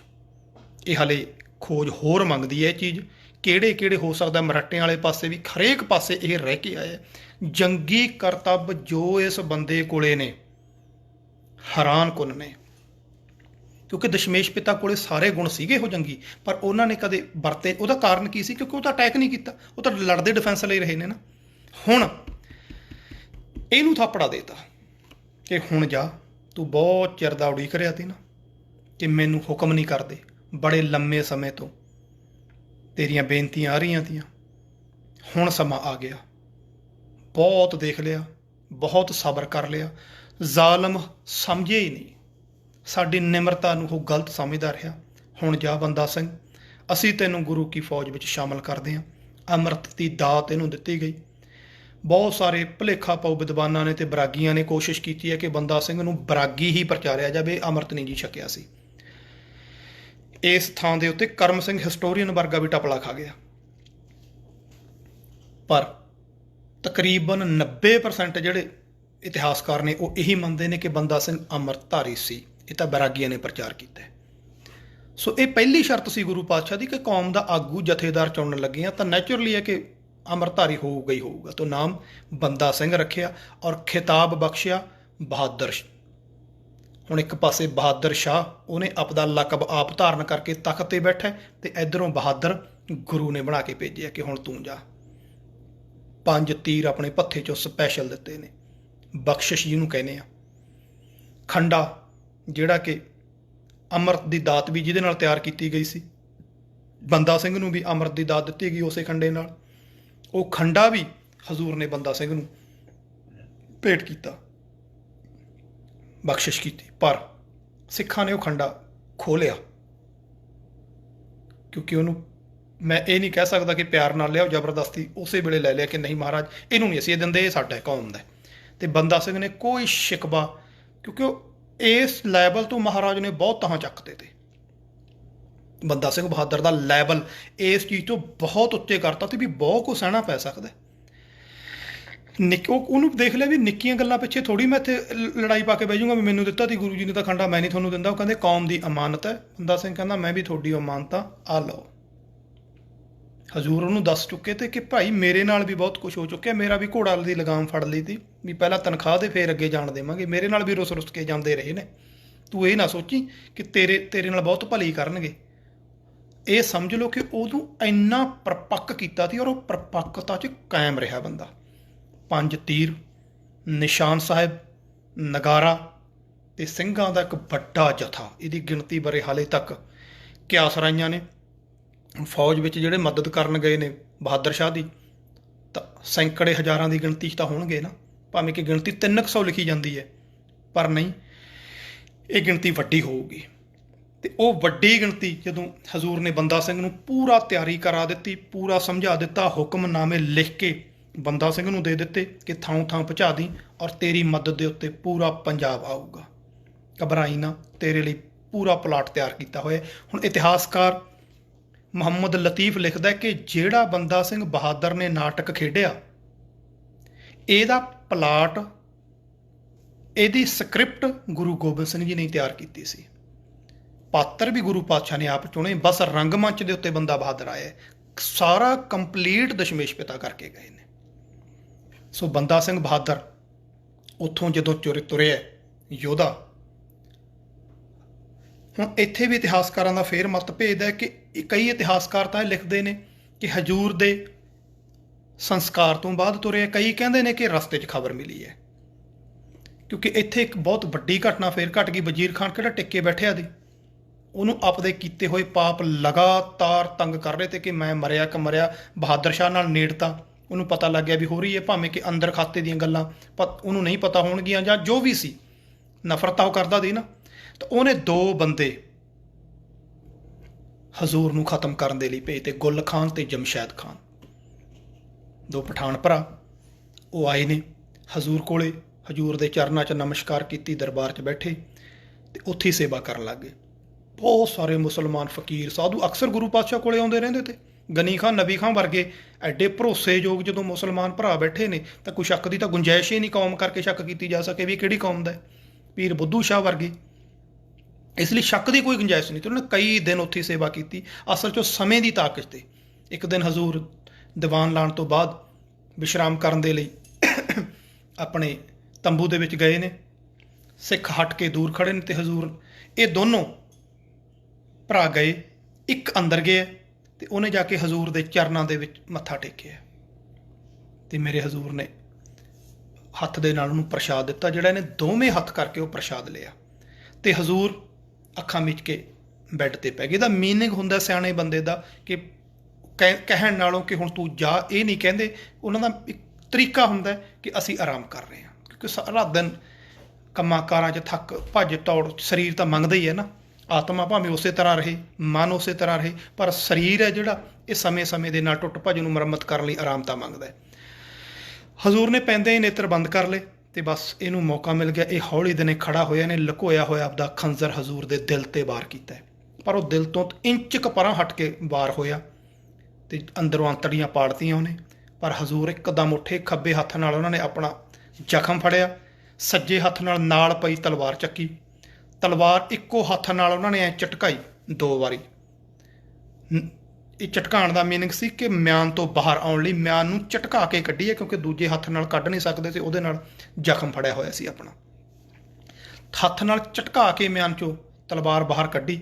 ਤੀਜੇ ਕੁ ਝਟਕੇ 'ਚ ਤਲਵਾਰ ਬਾਹਰ ਆਈ ਤੇ ਬਾਹਰ ਬਾਅਦ 'ਚ ਆਈ ਤੇ ਉਹ ਪਠਾਨ ਦਾ ਸਿਰ ਜ਼ਮੀਨ ਤੇ ਪਹਿਲਾਂ ਪਿਆ ਤੇ ਜਦੋਂ ਉਹਦਾ ਸਿਰ ਪਟਕਾ ਕੇ ਮਾਰਿਆ, ਅੰਦਰ ਰੌਲਾ ਪਿਆ। ਬਾਹਰਲਾ ਜਿਹੜਾ ਬਾਹਰ ਪਹਿਰੇ ਤੇ ਖੜਾ ਸੀ ਇਹਦੇ ਨਾਲ ਦਾ, ਉਹ ਭੱਜਣ ਲੱਗਿਆ ਤੇ ਉਹ ਸਿੰਘਾਂ ਨੇ ਫੜ ਲਿਆ। ਜਦੋਂ ਦੇਖਿਆ ਵੀ ਕੀ ਹੋਇਆ, ਉਹਦੀ ਮਾਰ ਕੁਟਾਈ ਹੋਈ ਤਾਂ ਉਹ ਜਾਂਦਾ ਜਾਂਦਾ ਦੱਸ ਗਿਆ ਕਿ ਸਾਨੂੰ ਵਜ਼ੀਰ ਖਾਨ ਨੇ ਭੇਜਿਆ। ਉਹ ਸਿੰਘਾਂ ਨੇ ਪਾਰ ਬੁਲਾਤਾ, ਪਰ ਜਿਹੜਾ ਉਹ ਕਾਰਾ ਕਰ ਚੁੱਕੇ ਤੇ ਉਹ ਤਾਂ ਹੁਣ ਘਾਟਾ ਪੂਰਾ ਨਹੀਂ ਤਾਂ ਨਾ ਹੋਣਾ। ਉਹ ਬਹੁਤ ਵੱਡਾ ਕਾਰਾ ਕਰ ਚੁੱਕੇ ਸੀ ਤੇ ਹਜ਼ੂਰ ਤੇ ਇਲਾਜ ਕੀਤਾ। ਫੱਟ ਬੰਨ ਨੂੰ ਬੁਲਾ ਕੇ ਫੱਟ ਬੰਨੇ ਗਏ, ਜਿਹਨੂੰ ਆਪਾਂ ਕਹਿੰਦੇ ਵੀ ਟਾਂਕੇ ਲਾਏ ਗਏ।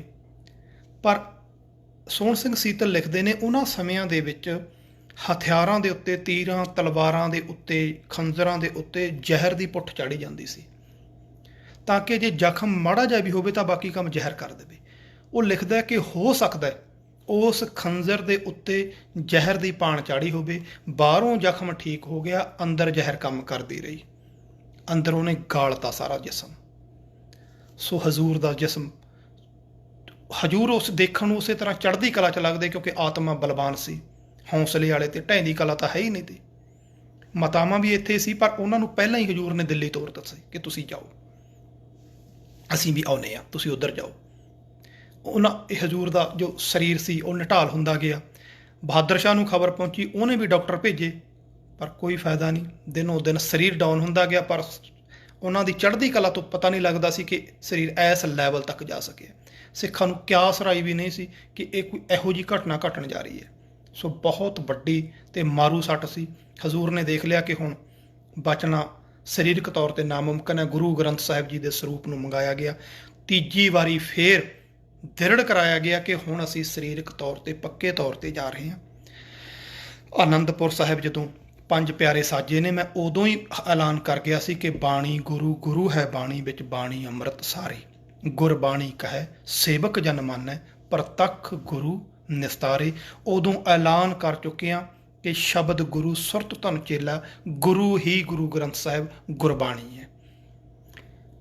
ਫਿਰ ਅਸੀਂ ਚਮਕੌਰ ਦੀ ਗੜੀ ਵਿੱਚ, ਆਨੰਦਪੁਰ ਸਾਹਿਬ ਵੀ ਚਮਕੌਰ ਦੀ ਗੜੀ 'ਚ ਮੈਂ ਫਿਰ ਐਲਾਨ ਕਰ ਗਿਆ ਸੀ ਕਿ ਮੇਰੇ ਤੋਂ ਬਾਅਦ ਗੁਰੂ ਗ੍ਰੰਥ ਸਾਹਿਬ ਜੀ ਗੁਰੂ ਹੋਣਗੇ। ਤੇ ਅੱਜ ਫੇਰ ਤੁਹਾਨੂੰ ਦੱਸ ਕੇ ਜਾ ਰਹੇ ਹਾਂ ਕਿ ਆਤਮਾ ਗ੍ਰੰਥ ਔਰ ਸਰੀਰ ਮੇਰਾ ਪੰਥ ਵਿੱਚ ਹੈ। ਜਿਹੜੇ ਗੱਲਾਂ ਆਪਾਂ ਕਰਦੇ ਹਾਂ ਅੱਜ ਡੈਮੋਕ੍ਰੇਸੀ ਦੀਆਂ, ਉਸ ਵੇਲੇ ਹਜ਼ੂਰ ਚਲਾ ਕੇ ਗਏ ਨੇ ਕਿ ਇਕੱਲਾ ਬੰਦਾ ਡਿਕਟੇਟਰਸ਼ਿਪ ਨਹੀਂ ਕਰੂਗਾ, ਕੌਮ ਚੁਣੂਗੀ 5 ਪਿਆਰੇ ਜਿਹੜੇ ਕਿ ਗੁਰੂ ਦੀ ਸਿੱਖਿਆ ਅਨੁਸਾਰ। ਗੁਰੂ ਦੀ ਸਿੱਖਿਆ ਕੀ ਹੈ? ਹਲੀਮੀ ਰਾਜ, ਨਿਮਰਤਾ, ਸਭ ਨਾਲ ਬਰਾਬਰਤਾ, ਭਾਈਚਾਰਕ ਸਾਂਝ, ਕਿਸੇ ਨਾਲ ਧੱਕਾ ਨਾ ਹੋਵੇ। ਇਹੋ ਜਿਹੀ ਸਾਂਝ ਵਾਲੇ ਚੁਣ ਕੇ ਆਪਸ 'ਚ ਸਲਾਹ ਕਰਿਆ ਕਰਿਓ, ਆਪਣੇ ਨੁਮਾਇੰਦੇ ਚੁਣਿਓ, ਗੁਰੂ ਦੀ ਅਗਵਾਈ ਲੈ ਕੇ ਉਸ ਦੀ ਭੈ ਭਾਵਨੀ ਵਿੱਚ ਫੈਸਲੇ ਕਰਿਓ। ਇਹ ਕੌਮ ਦੇ ਫੈਸਲੇ ਹੋਣਗੇ, ਪੰਥ ਦੇ ਫੈਸਲੇ ਹੋਣਗੇ। ਇਹ ਉਹਨਾਂ ਵੇਲਿਆਂ 'ਚ ਕਰ ਗਏ ਜਦੋਂ ਚੱਲਦਾ ਹੀ ਰਾਜ ਡਿਕਟੇਟਰ ਦਾ ਸੀ।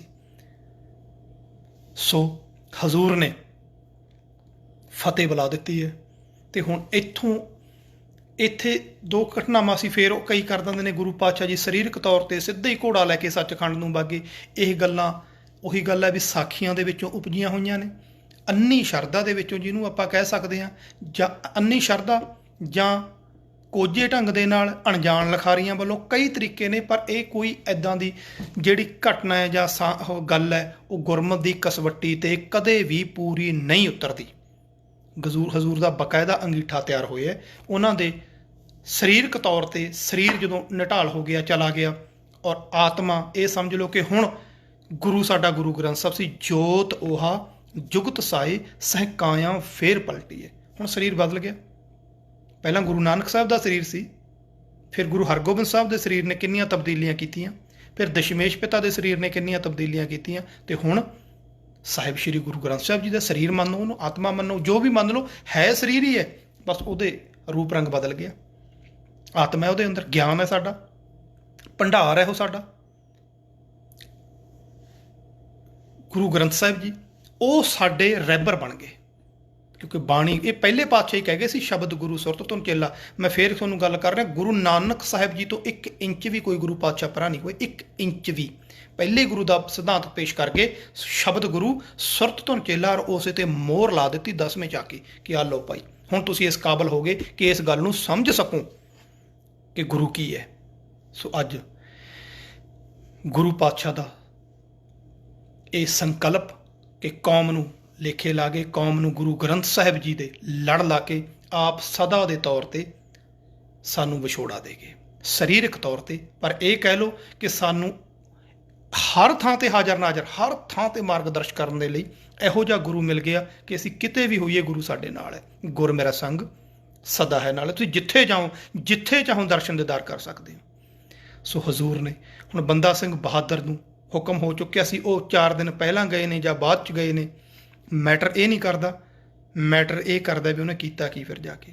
ਸੋ ਉਹਨੇ ਕੀ ਕੀਤਾ, ਕਿਵੇਂ ਕੀਤਾ, ਕਿਹੋ ਜਿਹੇ ਕਾਰਨਾਮੇ ਕੀਤੇ, ਕੱਲ੍ਹ ਨੂੰ ਸਾਂਝ ਕਰਦੇ ਹਾਂ। ਜੁੜਿਓ ਇਸੇ ਵੇਲੇ। ਧੰਨਵਾਦ ਸਾਰੇ ਹੀ ਸੱਜਣਾ ਮਿੱਤਰਾਂ ਸਨੇਹੀਆਂ ਦਾ, ਜਿਹੜਿਆਂ ਨੇ ਸਮਾਂ ਕੱਢਿਆ ਔਰ ਸਮਾਂ ਕੱਢ ਕੇ ਨਾਲ ਜੁੜੇ ਰਹੇ ਨੇ। ਹੋਈਆਂ ਭੁੱਲਾਂ ਚੁੱਕਾਂ ਦੀ ਖਿਮਾ। ਆਪਣੇ ਸੁਝਾਅ ਜ਼ਰੂਰ ਦੇ ਦਿਆ ਕਰੋ। ਕੋਈ ਵੀ ਚੀਜ਼ ਕਈ ਵਾਰੀ ਮੇਰੇ ਤੋਂ ਰਹਿ ਜਾਂਦੀ ਹੈ, ਉਹ ਦੱਸ ਦਿਆ ਕਰੋ, ਜਾਂ ਪੁੱਛਣੀ ਹੁੰਦੀ ਹੈ ਪੁੱਛ ਲਿਆ ਕਰੋ। ਆਪਾਂ ਕੋਸ਼ਿਸ਼ ਕਰਾਂਗੇ ਹੌਲੀ ਹੌਲੀ ਕਿ ਆਪਾਂ ਜਿਹੜੀ ਕੋਈ ਗੱਲ ਰਹਿ ਜੇ ਉਹ ਤੁਹਾਡੇ ਨਾਲ ਸਵਾਲ ਜਵਾਬ ਵੀ ਆਪਾਂ ਕਰ ਸਕੀਏ। ਹੌਲੀ ਹੌਲੀ ਇਸ ਪਾਸੇ ਵੀ ਤੁਰਾਂਗੇ, ਸਮਾਂ ਲੱਗੂਗਾ ਤੇ ਸਮਾਂ ਵੀ ਘਟਾਉਣ ਦੀ ਕੋਸ਼ਿਸ਼ ਕਰੀਏ। ਸੋ ਇੰਨੀ ਕੁ ਬੇਨਤੀਆਂ ਪ੍ਰਵਾਨ ਕਰਨੀਆਂ। ਭੁੱਲਾਂ ਚੁੱਕਾਂ ਦੀ ਖਿਮਾ। ਇਤਿਹਾਸ ਨਾਲ ਆਪਣੇ ਨਾਲ ਸਾਂਝ ਪਾਓ, ਜੁੜਦੇ ਰਹੋ। ਵਿਰਸਾ ਬਹੁਤ ਮਹਾਨ ਹੈ ਸਾਡਾ। ਉਹਨਾਂ ਯੋਧਿਆਂ ਦੀਆਂ ਜ਼ਰੂਰ ਗੱਲਾਂ ਕਰੀਏ ਜਿਹੜਿਆਂ ਨੇ ਸਾਡੇ ਲਈ ਸਭ ਕੁਝ ਲੇਖੇ ਲਾਤਾ। ਸੋ ਦੁਨੀਆ ਦੀ ਚੋਟੀ ਦਾ ਜਰਨੈਲ ਔਰ ਦੁਨੀਆ ਦੀ ਮਹਾਨ ਸ਼ਹਾਦਤ ਵਾਲਾ ਬੰਦਾ ਸਿੰਘ ਬਹਾਦਰ ਕੀ ਸੀ, ਕਿਵੇਂ ਸੀ, ਅਗਲੀ ਲੜੀਆਂ ਦੇ ਵਿੱਚ ਆਪਾਂ ਸਾਂਝ ਕਰਦੇ ਹਾਂ। ਸੋ ਇੰਨੀ ਕੁ ਸੇਵਾ ਪ੍ਰਵਾਨ ਕਰਨੀ। ਕੱਲ੍ਹ ਨੂੰ ਜ਼ਰੂਰ ਇਸੇ ਟਾਈਮ ਆਪਾਂ ਫੇਰ ਇਕੱਠੇ ਹੁੰਦੇ ਹਾਂ ਜੀ। ਵਾਹਿਗੁਰੂ ਜੀ ਕਾ ਖਾਲਸਾ, ਵਾਹਿਗੁਰੂ ਜੀ ਕੀ ਫਤਿਹ।